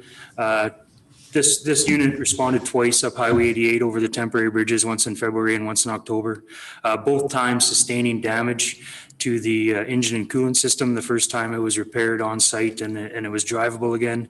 The second time we weren't so lucky. The vehicle was damaged. Once it left the second bridge, it was pulled over due to some engine issues and towed back to town. Subsequent inspection identified that the engine had severe damage, needed to be replaced. We pursued an insurance claim, which was denied based on the fact that they felt it was not due to the roads with all the information we provided.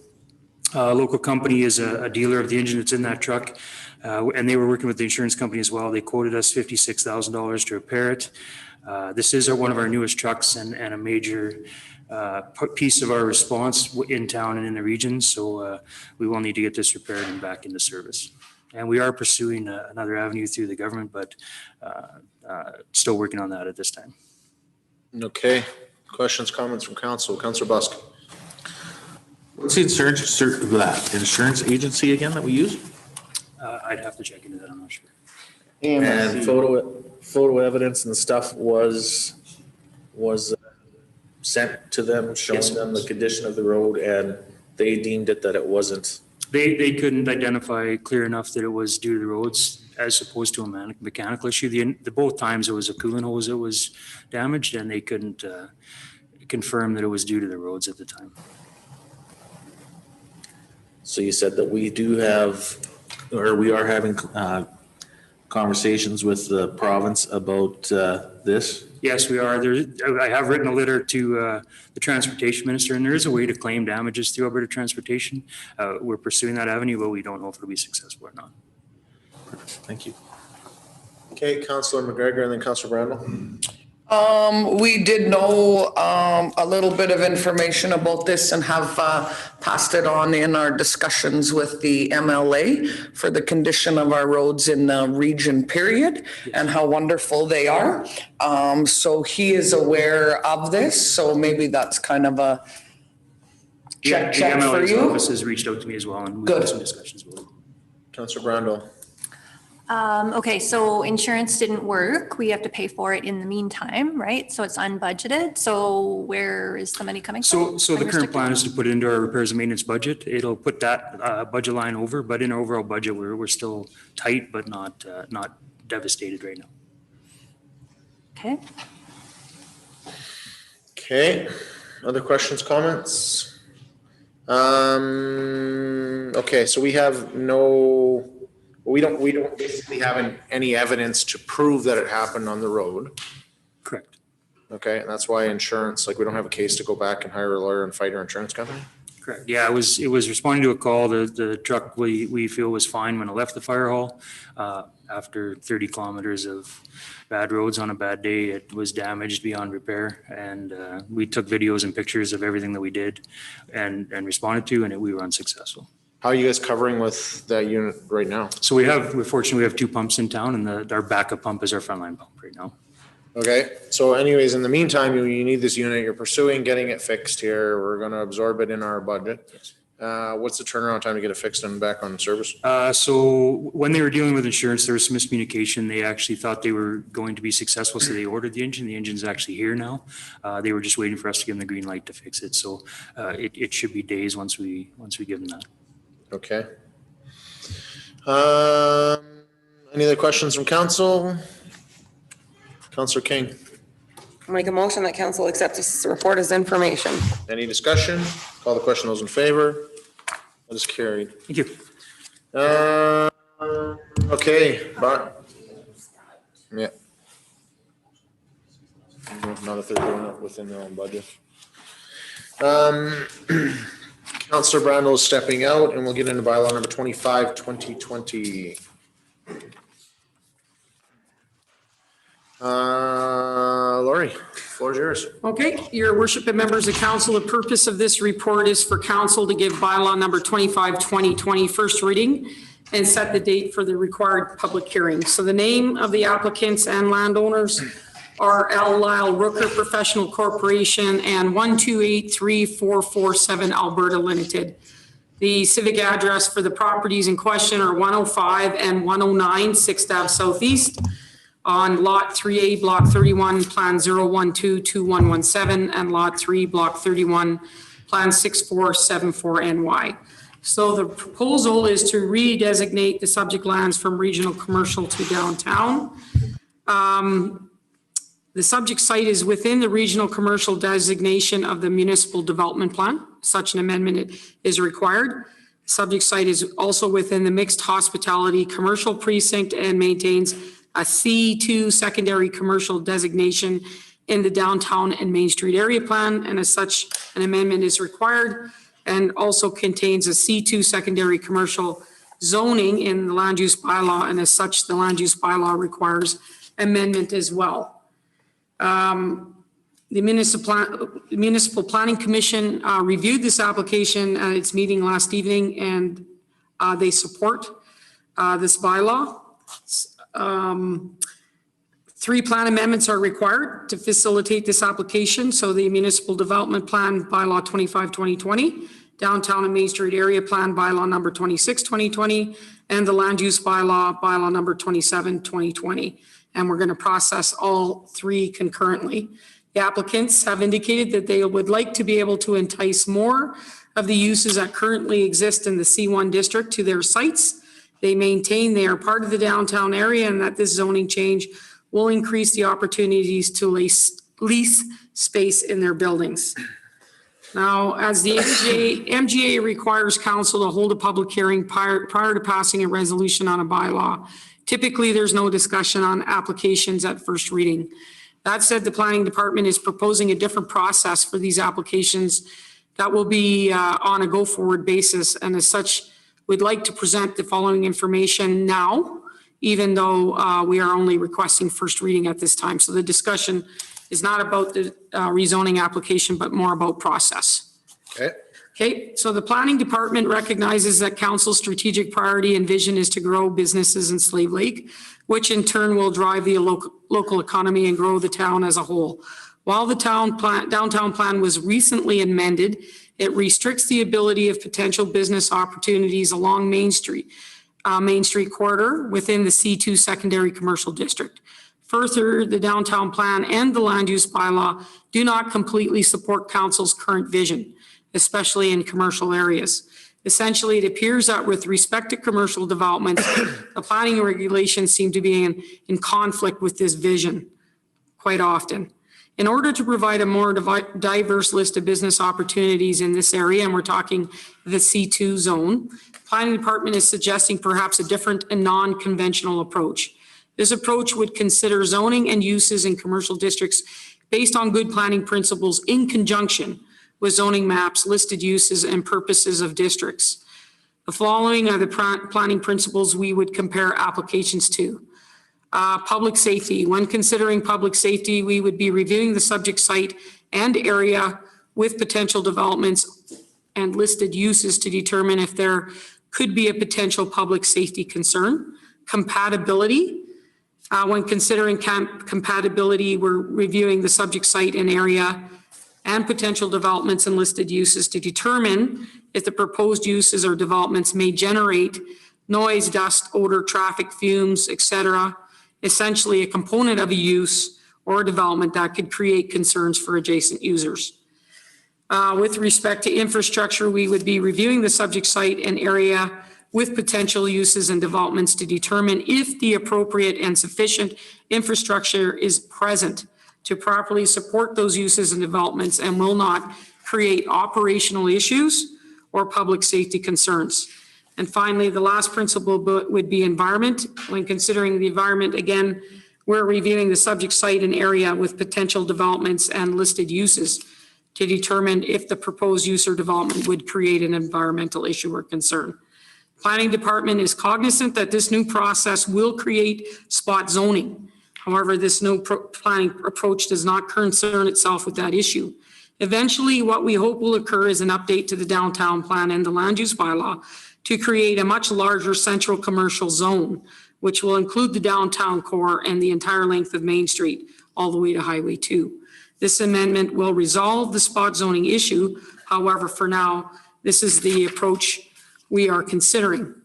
If council is comfortable with this approach, the planning department will implement this with this application. If council is not comfortable with this approach, we will revert to our standard process, which is to rely strictly on zoning maps, list of uses and purposes for each district. Okay. And that's the same information in the other two reports. Questions, comments from council? As I see nobody, I'll start and say that I love it. So, you know what? We're on a mission here to grow businesses, industry, population, provide opportunities, provide some flexibility. I think that this is just a road to go down and see where it goes. So I definitely in favor. I love the idea that the planning and development department is looking at new ways to provide flexibility and make things work.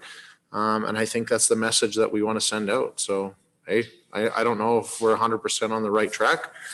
I know there's consequences to any decision that we're going to make, but I'm definitely all in favor of trying something. Councillor Busk. And just because something, I fully agree, and just because something worked once upon a time, doesn't mean that we can't evolve and make things new and improved. And we see a lot more of these area hubs and stuff like that coming throughout cities and other communities and stuff like that. So I think we have to be open to more of these ideas. I'm ready to make a motion if that bylaw 26/2020 to amend the existing zoning within precincts map of the downtown and Main Street area plan by redesignating lot 3A, block 31 plan 0122117, and lot 3, block 31 plan 6474 NY from C2 secondary commercial to C1 central commercial receives first reading and required public hearing be scheduled for December 1st, 2020. Sorry, Councillor Busk, the motion we're looking for is on page 20 for the municipal. Wrong one. So, Page 25. Yeah. oh, sorry, yes, I have the old version of the agenda. Oh, gosh. My apologies. Couldn't have stopped me after the first. Sorry. You know what? I'm listening to it and I'm like, it doesn't match mine here. And then I'm thinking, geez, I don't want to be the one that looks stupid. So Covered. The bylaw 25/2020 to amend the municipal land use plan map of the municipal development plan by redesignating lot 3A, block 31, plan 0122117, and lot 3, block 31, plan 6474 NY from regional commercial to downtown receives first reading and the required public hearing be scheduled for December 1st, 2020. any discussion? Call the question. Those in favor? That is carried. okay, this is where I'm gonna have to try and keep up with my own notes here. So now moving to page 32 in our package. Basically, these are just other parts of the same, Yeah, this is the second amendment for this three-part application. same project. So Yeah. amendments to different agreements and Different plans, yeah. different plans. Yeah.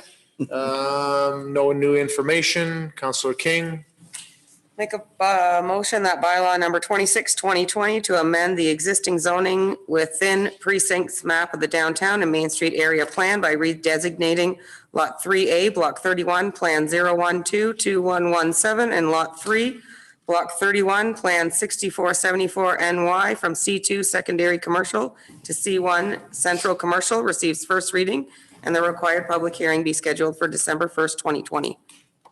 any discussion? Call the question. Those in favor?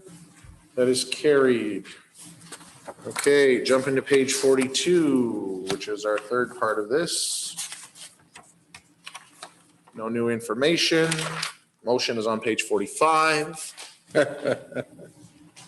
Counselor King, Make a motion that bylaw number 27, 2020 to amend the land use district map of the land use bylaw number 22, 2007 by redistricting Lot 3A, Block 31, Plan 012-2117, and Lot 3, Block 31, Plan 6474NY from C2 Secondary Commercial District to C1 Downtown Commercial Mixed Use District receives first reading, and the required public hearing be scheduled for December 1st, 2020. any discussion? Call the question. Those in favor? That is carried. Okay, we'll grab Counselor Brandel though before we get into our next one.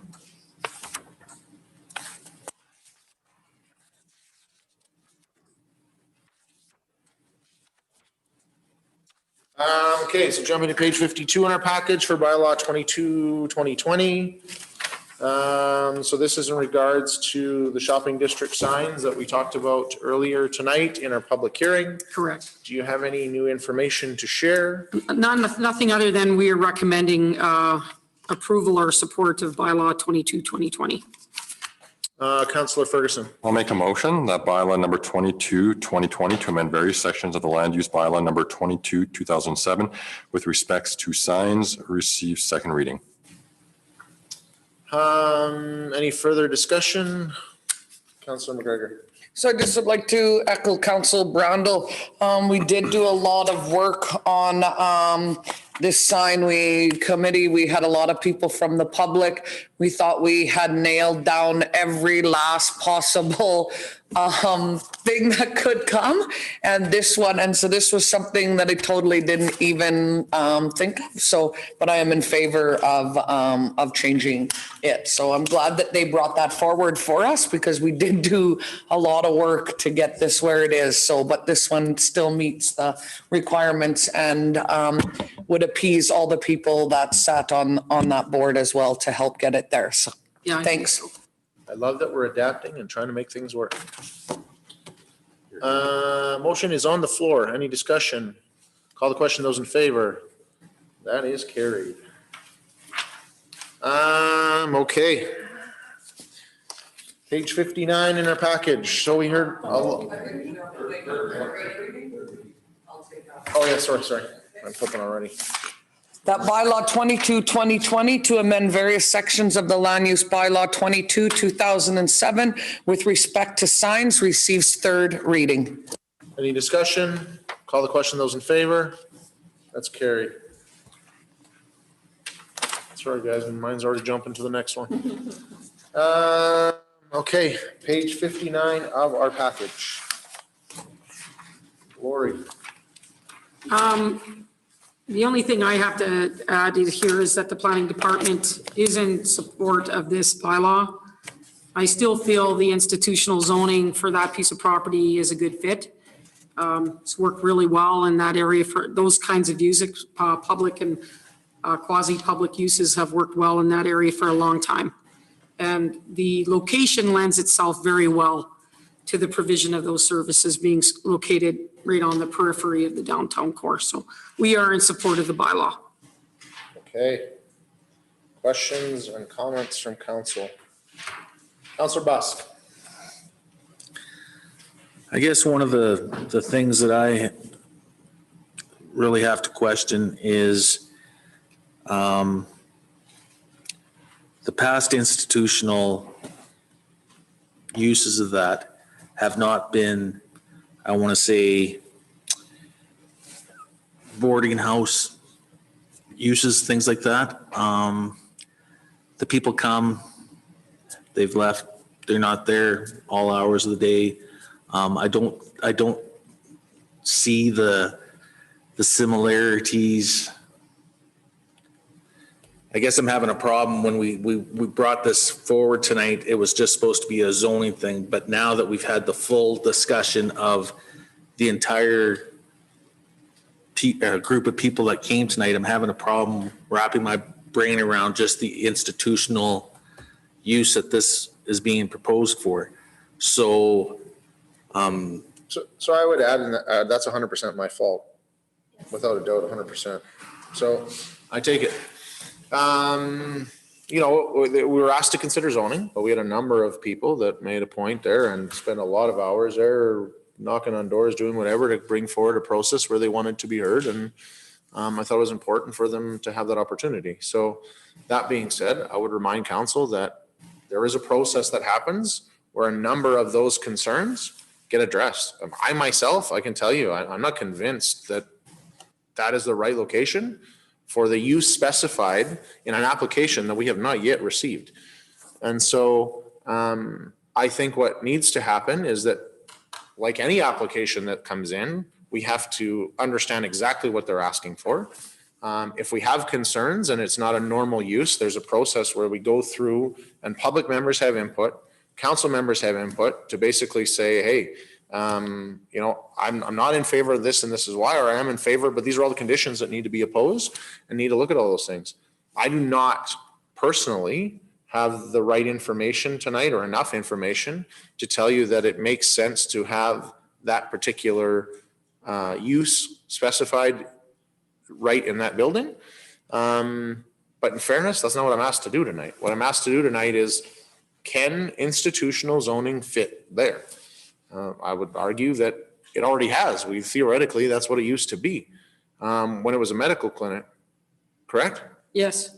So it's already been that zoning previously.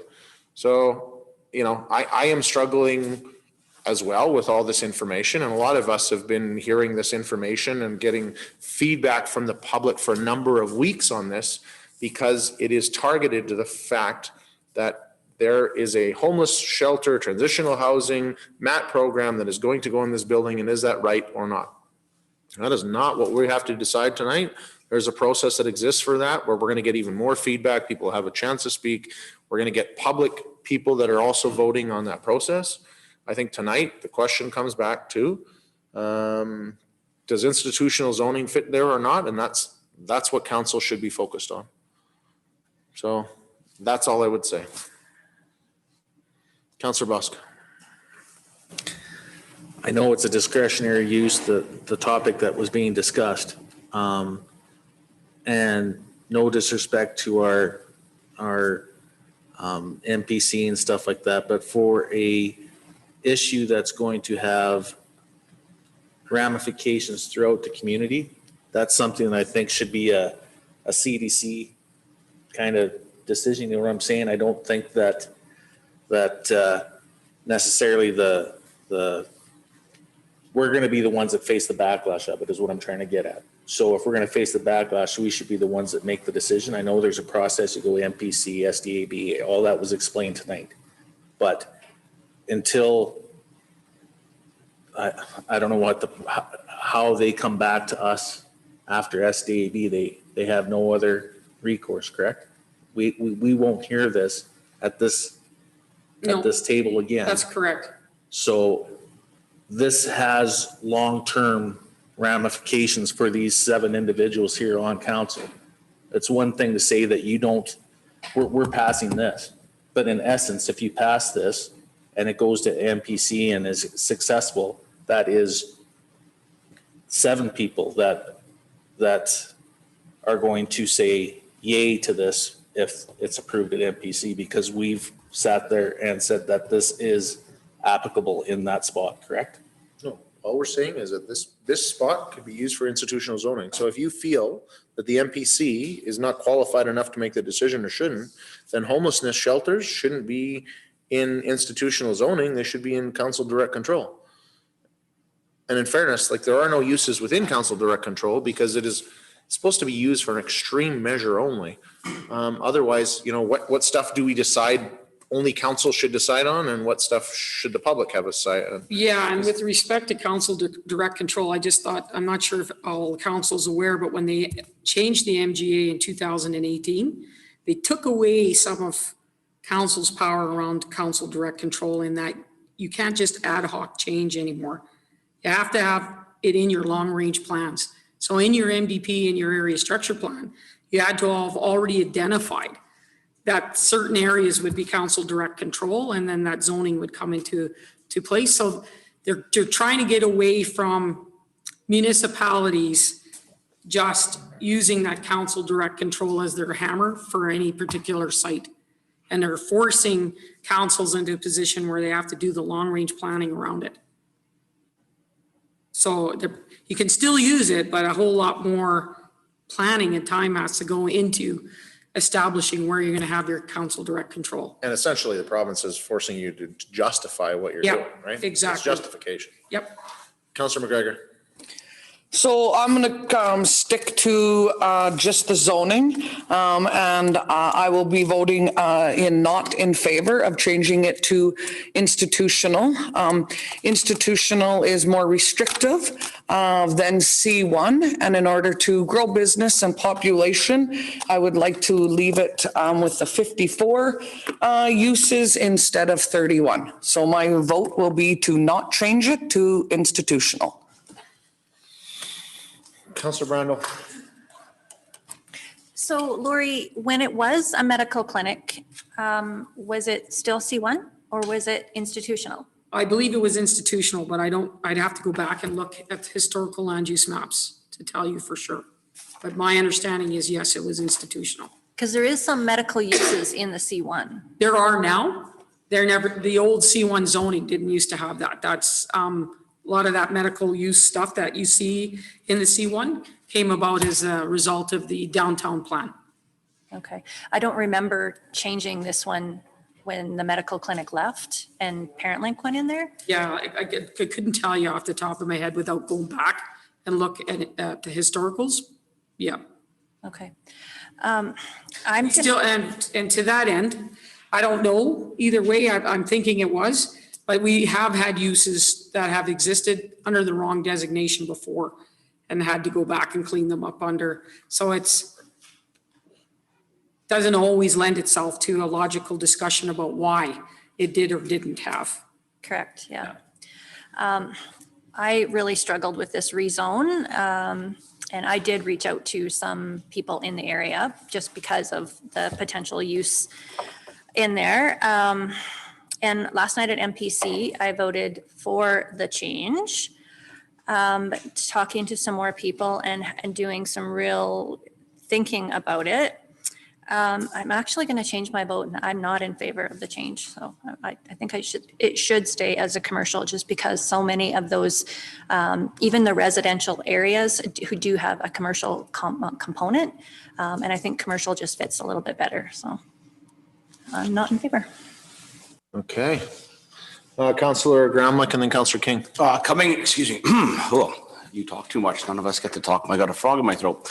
Coming into this. Need a minute or Yeah, two? a couple minutes. Coming into this, I was a lot along the lines of Councillor McGregor, and I was trying to wrap my head around where all this fit. So help me out with this, Mayor and Lori. So I was already on Joy's page, but now after hearing everyone speak that deemed affected, I'm even more so on that side. But are we supposed to ignore the deemed affected people in this decision because we're voting on the user, not the use? Is that correct? You're voting on the use. You really, when council's looking at a statutory plan amendment, you shouldn't be diving down into the details. If good planning was done essentially in the first place, when you set up the districts and you added the uses in, the thought would have went into why those uses went in there. Right. So when you're looking at amendments, you shouldn't be diving down into what the actual development.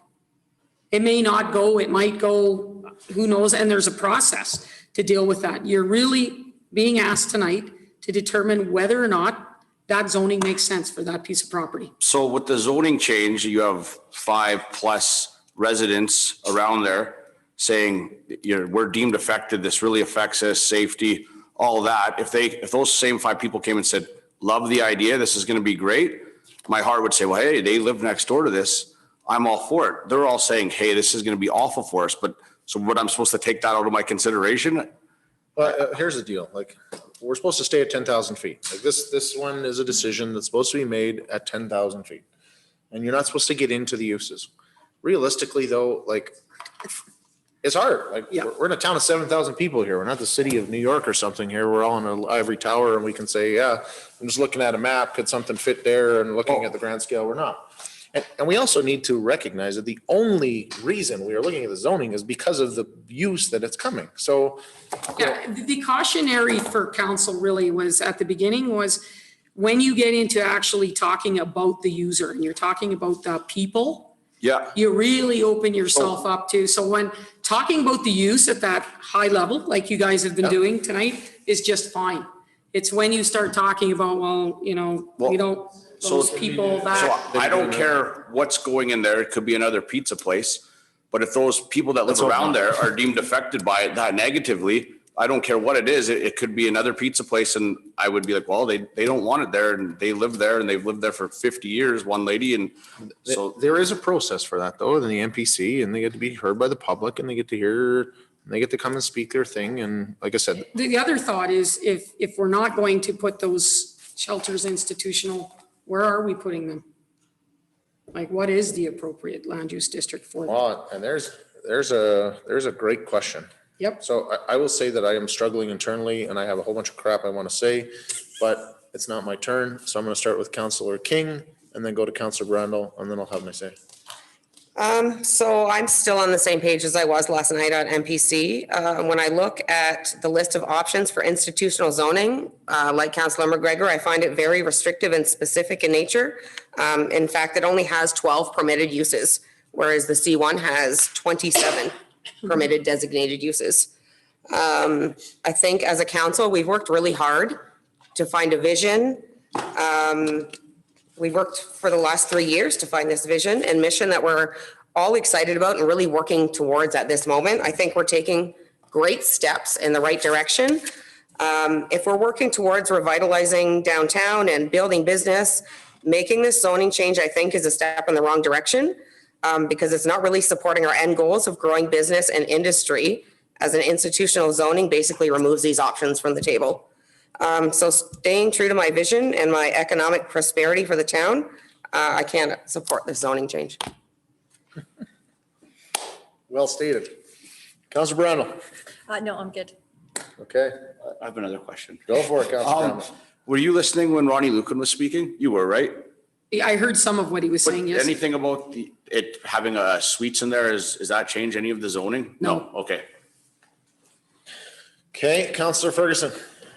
So I would just like to note today that I'm basing my decision solely off of the zoning and whether the institutional zoning fits in that area. So if this passes this stage and the zoning is reapproved, all the considerations and concerns of the MAP program in that particular location will be dealt with at the MPC stage in whether or not to approve it.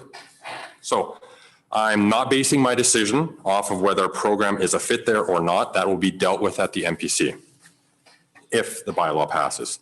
So there was a note from one of the people who were deemed to be affected. They made a note that they didn't hear from any counselors knocking on doors, and that there wasn't a community feedback consulted. So if it does come to the MPC, and I am one of the members that sits on the MPC, and if this bylaw does pass, I will be doing due diligence and knocking on doors and talking with the various residents at that time. So I would ask this, is the permitted uses of the institutional district a fit there? For example, so when I look at it, does a daycare fit there? Does a clinic work there? Does a church work there? Does a school work there?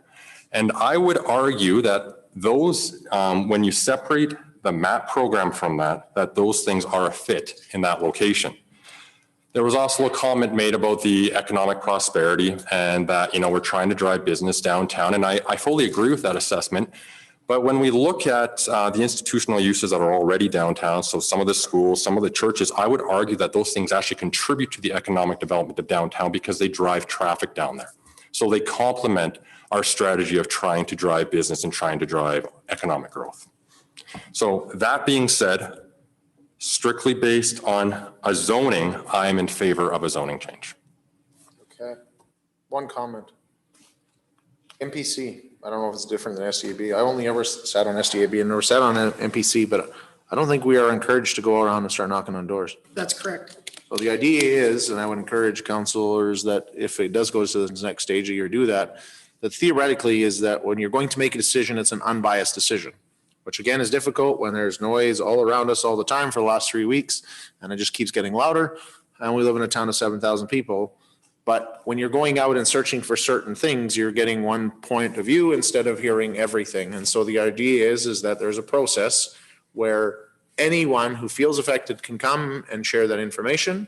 I would caution you on searching for specific lenses before you go out there. And just to follow up to that, the point of that though was to consult all points of view. Okay. So it wasn't to go from one side or the other, was to make an unbiased decision on the merits of it. The problem that can be construed with that is a developer can feel like, or landowner, that there's been undue process because somebody has dug into information on the application. So I agree. If you sit on the MPC, the best case is you let the applicant bring the information forward with the analysis by the planning department and make your decision based on the information that's brought to that meeting. And I appreciate that Councillor Ferguson is doing it for all the right reasons, but I would focus on encouraging people to come have their say versus going and getting their say before you hear all the information. Can I talk again? CAO wants to play for a second here. This is a zoning bylaw amendment process, which is the instrument to deal with the district nuisance. And at that level, it's very high level. You're looking at the area of the complex, whether or not, that established area could accommodate these kind of uses. So that's really high level. Is your mic on? Is your mic on? It's not really deciding which particular types of development there will be. So there are different types of instrument, which is called the development permit process, where if council wishes the administration to look at all the specifics of the securities and whether or not we should allocate more resources for the peace officers, all different things, or design, crime prevention for the environmental designs. We, administration, can look at all those things and make sure that those things are all there. And then another instrument is the planning commission, where, through the delegated authority of the council, there are councilors sitting, and then citizen representatives who are sitting there too, and they can look at whether or not the administration did a good job making sure that your instructions today will be all followed through. So, but there is a different instrument just to make sure all those things that we talked about, we are concerned about today, securities and all that can be done there too. Councillor Grandmuck. Well, so hypothetically, this passes tonight, it passes at MPC. We come back and invite the same people and have the same conversation in a few weeks? Is that what we're left with?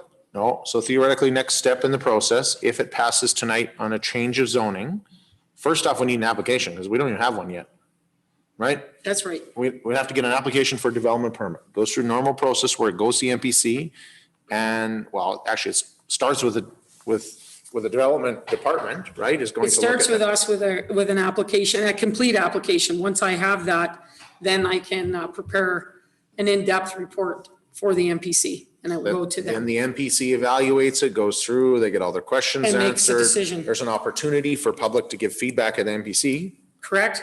It's not an advertised public hearing but they're public meetings, so anybody can attend. If they would like to speak, they just have to book themselves as a delegate. Then the MPC makes a decision, and it's that decision that can be appealed. So that's where you get into. So it never comes to this table again, possibly? That's correct. Gotcha. Because that's not how Follows the the normal Right, process right. works. I'm wrapping my head around it. Yeah. So the tough part is obviously that when we have easy decisions, it's just boom, boom, boom, boom, and away we go. When we have tough ones, then we critique the whole process. Councillor Busk. For something like this, would it ever be considered to have an open house type format where you have a topic like this, like everybody's the NIMBY principle, not my backyard kind of thing? So when we know that something like this is coming on, before we go and make a decision like this, would that be something that we would bring forward and say, okay, well, we're having an open house just like we did with the chicken bylaw and the rest of these other topics that we've discussed over the years, and say, Tyler asked the question a couple times tonight to a few people. Where would this make sense in our community? Right? People don't want it in the residential area. People don't want it beside the schools. That's not leaving many areas in this community. Yeah, no, you could definitely do that, not as part of an application that's being put forward by somebody else, but as a separate process. So if, regardless of whatever decision is made this evening, council decided that they wanted to revisit the institutional district or revisit those uses that seem to have, the group homes, shelters that create the biggest public concern, you could do a town hall meeting, public open forum, and just get feedback on where people want to see those uses. And then you could amend the bylaw to put them in that district. The other But you issue, can't do it as part of, an application process here. the other issue is those are easy. Those processes are easy to do when we've initiated the application. But theoretically, we've had an external taxpayer, although these guys don't seem to pay taxes, come to us and say, hey, I want to make some change to better my life, my world, my ball, and I want you guys to consider this. So we say, okay, well, before we just consider this, we need information. So we task our administration, go get all that. And we say, hey, this is a big decision. We want some public feedback. And so we went through, that's theoretically your open house that you just had. And so not to narrow the focus of that tonight, we allowed them to speak and share their minds on this whole complex issue. And so I will tell you, like, even as I sit here, I feel like I've went back and forth on both sides of it tonight multiple times, because I want to stay at this high level of zoning. And so Councillor McGregor makes a fantastic point that theoretically, we're on the same page. Like, I want this town to grow. I want things to happen. I want things to change. I want us to evolve. And man, if friggin' there's anything we learned from 2020 is we need to adapt. And the ones that do adapt are successful, and the ones that don't are feeling the hurt right now. I struggle with the fact that, man, holy crap, we've got this issue over here, this big ball of mud, and I've talked about a million times that we're just not getting anywhere with, and we're not winning. And homeless and vagrancy oh my God, it's a pit we can't get out of and accomplish anything with it. And it keeps getting bigger. And so I don't know if by adding more resources, it's going to get even bigger or smaller. And so I will say that I keep trying to go up to 10,000 feet, and that's where I'm trying to live right now. And so I know that if I do commercial, as an example, it allows more uses. And so that's a very defendable, arguable argument. But the only reason it's coming to us is because it's institutional. They're looking for a different use. And theoretically, if it was anything other than this and everybody was in support of, we would say, hey, let's do it, right? Because we want to see stuff grow. I would challenge every single councillor in here that if there was a performing arts studio or something else coming in here that was a permitted use and everybody was all for it, and we had 47 people, we'd all say, rah, rah, rah, let's do it. And so, knowing that we're trying to grow, which one am I actually doing? C1 allows for the most growth, but theoretically there's no one coming to me with a C1 application. So that part I'm struggling with by saying, hey, here's another box that I don't even have all the answers to. I don't even know if it works, but I'm not supposed to figure that out tonight. But should I consider it? And if I should consider it, this is not the place where I'm supposed to do it. And so I am struggling and leaning towards, like, I think in the merits of any application that comes forward, we should at least consider it and hear it. And there's a process that exists for that. And so that's, I'm still struggling. Councillor Busk and then Councillor King. The part I'm struggling with as well is also the time of year. Like, everybody here has a good heart. Everybody doesn't want to be the bad guy. Like I say, we've talked about this. We know the time of year. We know it's getting colder. We know that the program that was talked about tonight has no place to go, right? How do you weigh that in your moral compass to be able to say like a yay or nay for this, right? Being that I'm supposed to be impartial and just say, okay, well, based on its merits, you brought this forward, institutional would work. If we didn't know what the use was of anything else. I agree with Mayor Warman and Bryce Councillor Ferguson, that we would put this through and then we would have the applicant go through the MPC process, potentially the SDAB process, and that's the way that our system is set up. But sitting there and hearing those affected and those opposed and everything like that tonight, it sways judgment, right? But I'm a believer in that we have systems in place, we have processes in place, and even if we do change it to institutional, it's got to go through more steps to get passed. So I'm not saying that I'm in favor of what is proposed, but I'm just saying that anything else that we would be doing with our vision to grow Slave Lake, we would be all over it. So I will be voting for that tonight, even though I have very strong feelings of what should go there. I don't agree necessarily with what the proposal is, but that's not for me to decide. Councillor King. So we're just talking about zoning, and the reason that this application came forward was because an organization came forward because they want to use it in a specific manner. Like I believe it was Ronnie Lucan said, nobody knew this building was even available. The general public was under the assumption, from talking to a lot of people, that this building was closed because of COVID. A lot of people didn't realize the full extent of Parent Link losing their funding. And so the general public, I don't think even knew this building was an option. And I think if we zone it institutional, we're not even giving them an option to pursue that. Like, they're not getting any applications, they're not getting any lease options because no one knew it was available. So that's kind of leaving it wide open for me. And if we rezone it now, that's closing that off right away. You will not get an application for anything else in the C1. Why not? Why Then they're going to have to rezone it back to C1. Agreed, but why can't anyone else go through the exact same process where they say, I have an idea, I want a use, they talk to the landlord, and they explore the possibility, no different than this group?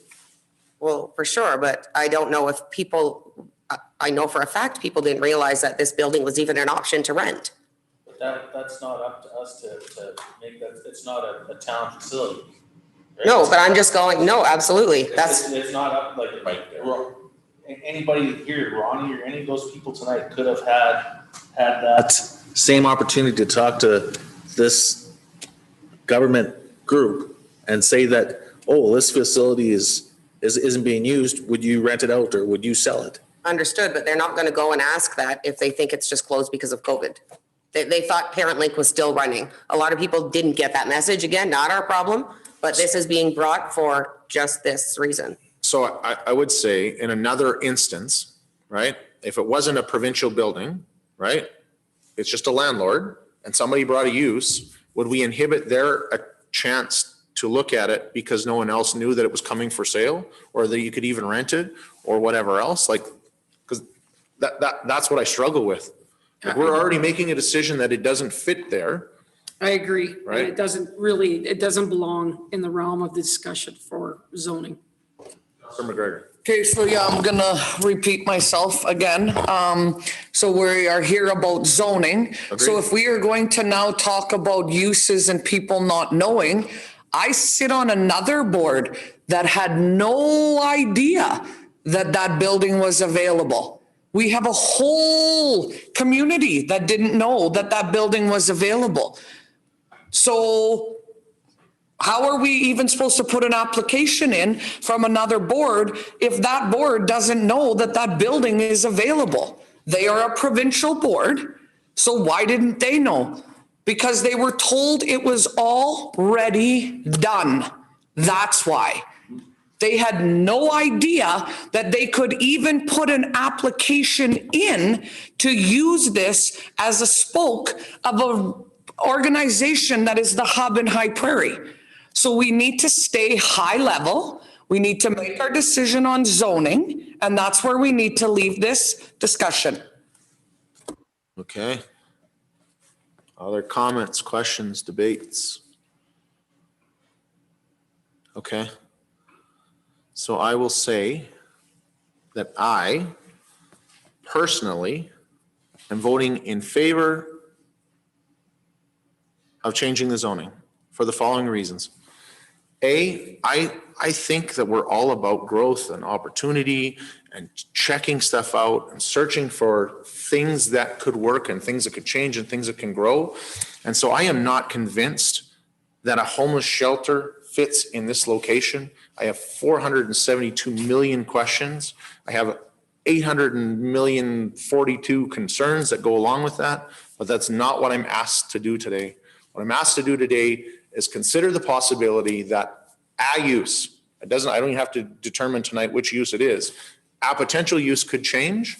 And if there's a message I could send out to the entire community, is that myself, I'm interested in pursuing options, exploring possibilities, and seeing where the road takes us. And so for that, staying at 10,000 feet, I'm interested at least looking in the box before I close the door. And with that, I guess it's time for a motion.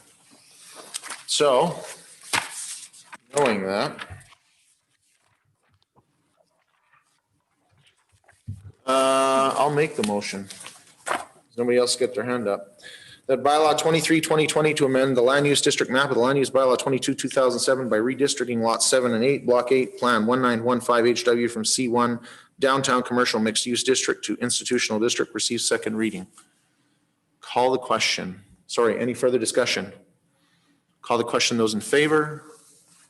Those opposed? That is defeated.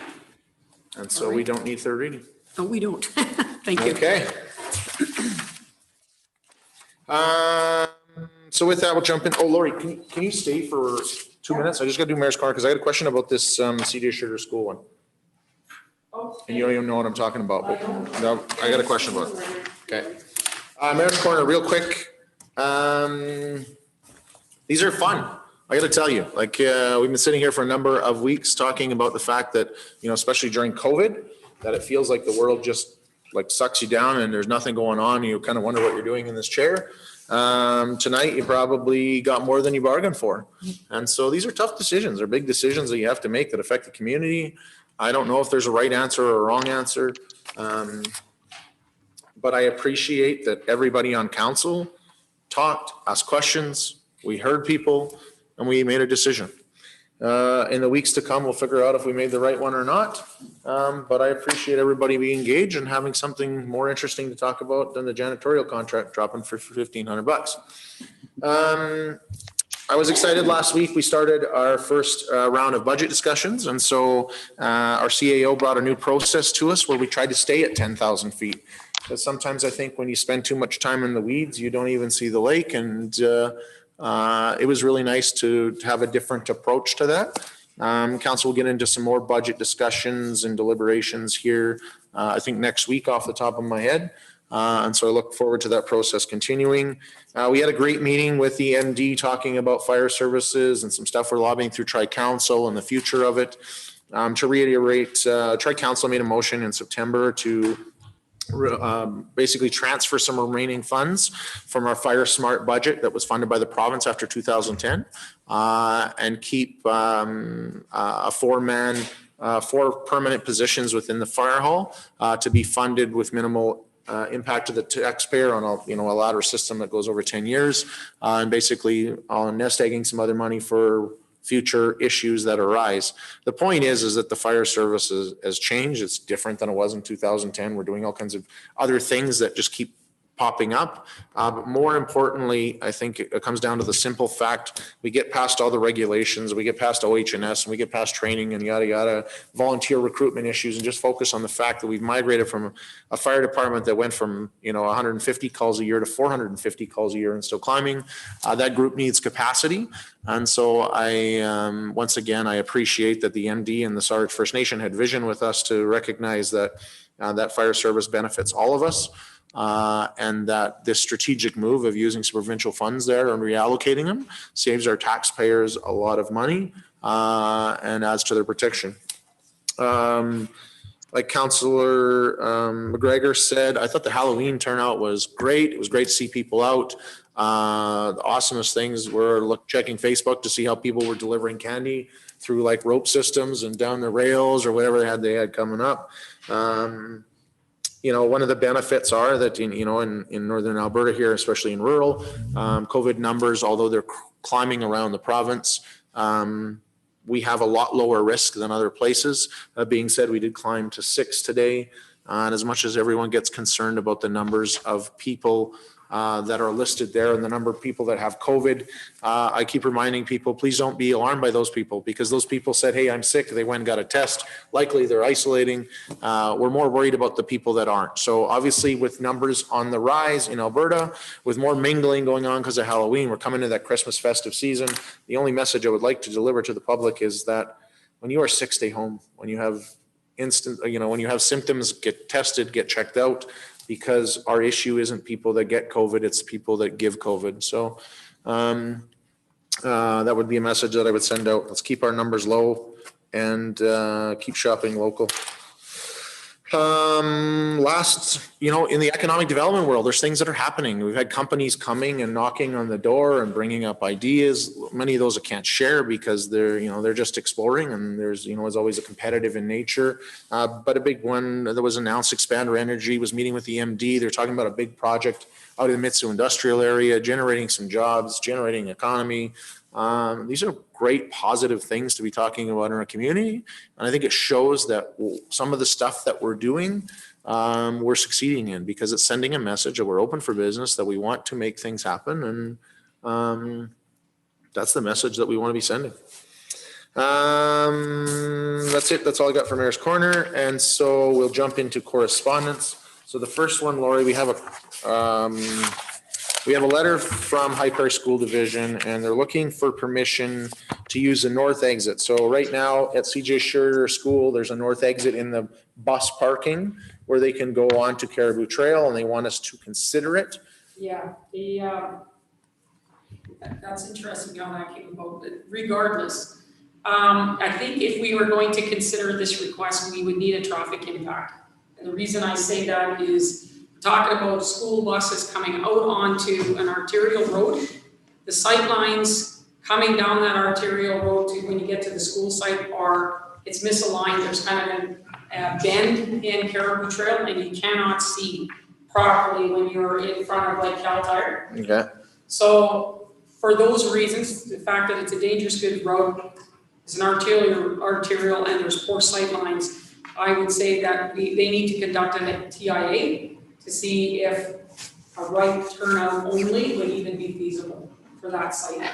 They've asked us, when they built their bus compound, they went ahead and built that and put a gate out there because they wanted to be able to use it, and they came back to us a number of years ago, and they were told then that they couldn't without a TIA because of that. So that was never approved, it just happened. Just occurred. But regardless of that, that would be my recommendation, is the correspondence goes back to them and say it would be dependent on the traffic impact assessment. But your recommendation is let's peek in the box and see what we can find out. We could definitely look into it, but I don't know that the town should be paying for the TIA. I never once. That approach, that they pay for the TIA. I never once said that. Okay. Okay. Making it clear. Councillor McGregor, Councillor Busk. And then maybe my suggestion would be too, is that they come as a delegation. I would prefer than just a letter. I would prefer to hear from some people and see that. A letter is like, this is just too basic for me to make a solid commitment on this. So if they came back as a delegation, I would appreciate that too. Okay. Thanks. Councillor Busk. So this is basically for the school buses leaving in the afternoon, correct? I think is the way I was reading it. Yeah, after they pick up the students at the school, that they would exit out of that, the compound out onto Caribou rather than continuing down 6th Ave.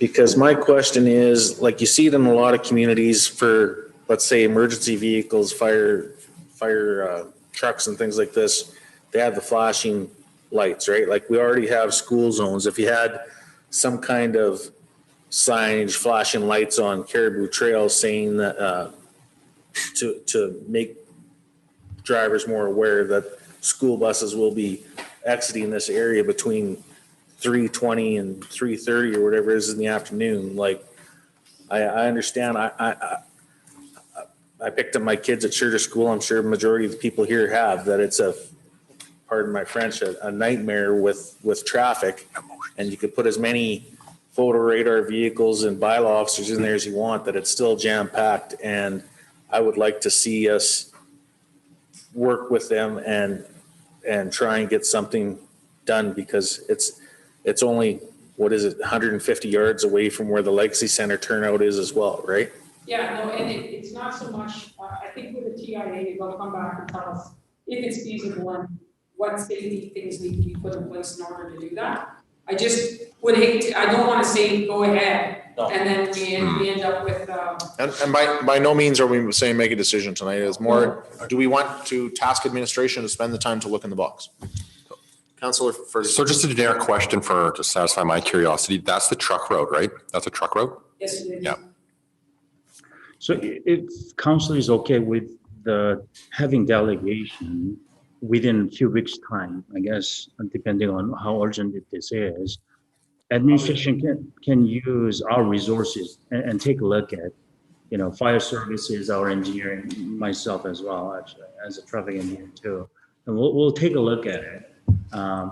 It's good to have a traffic impact assessment. Yet it takes, I've done a lot of traffic impact assessment myself. It takes quite a bit of time, and it's quite comprehensive there. So I don't know, with the scope that we're talking about, I don't know if that's the right tool to do that. But there's got some sort of due diligence for sure. Well, it took us about when the Legacy Center went in and got one from Associated for Legacy and for Ball Diamonds, and it took them about 3 weeks or 4 weeks to come back with that. So time and I think the cost and all that. We'll let you guys sort that out. Okay. Councillor McGregor. So I was just wondering what kind of a motion then, because we should make a motion to get this done. So I would say Keep we it on would check. something around the fact that council tasks administration to engage High Prairie School Division. Or have the school come as a delegation in maybe 3 weeks' time and have the administration review, this from the design level. Okay. And then when we meet up together and then we can share. So council tasks administration to invite High Prairie School Division to come to a future meeting to present More information on the letter that they provided, and task administration to do some work behind the scenes to look at the feasibility of this even happening. Yep. Somebody probably more eloquent that hasn't been sit here and went through everything else would have a better wording for that, but I think the gist is there. So there is a gate there now and it's just locked all the time, or what? Yeah. yes, they were told they couldn't have access because of the safety issues. So typically there's one entrance and there's an emergency exit, and that's actually fire code. And then we lock it, and then our fire guys have the key to use that. That's Okay. how typically. So to be clear, Councillor McGregor, you're making the motion? Yeah, I'll make that motion. Thank you. Councillor Graham. I just want to make a motion that we go past 10 o'clock. Oh, you know what? Let's push through and be done in a minute and a half. Go quick. Go quick. Okay, we have a motion on the floor. Any discussion? Call the question. Those in favor? That is carried. Next, we have MD council appointments. That's great. Thank you Sounds very good. much for them. Although the intermunicipal had one too many names on it, so I would ask them about that. We don't have a library person. They didn't appoint someone? I couldn't find a library. Okay. Okay. Thank you. Letter support to biomass to diesel project. I think it's a great project. I understand that they did it. Our economic development officer is reaching out to the company themselves to see if they'd like one from us as well. So we'll let that process go. Legion has a donation request for support. They're looking for $250 towards the cost of this undertaking. Councillor Ferguson. I think we should support the Legion. I'll take that as a motion to spend yeah. $250 out of the. We are. Council, there's a mayor and council community recognition fund or something. Councillor Ferguson makes that motion. Any discussion? Call the question. Those in favor? That is carried. Done. They get their $250. Alberta Transportation Highways. This is the letter that basically says, hey, we're going to do some stuff. Awesome. We look forward to them actually doing the stuff they talk about and hopefully do enough stuff that it actually has an impact. Motion to adjourn. Motion to adjourn at 10:00 p.m. Any discussion? Call the question. Those in favor? That is carried. You actually did it. You did it. I did it.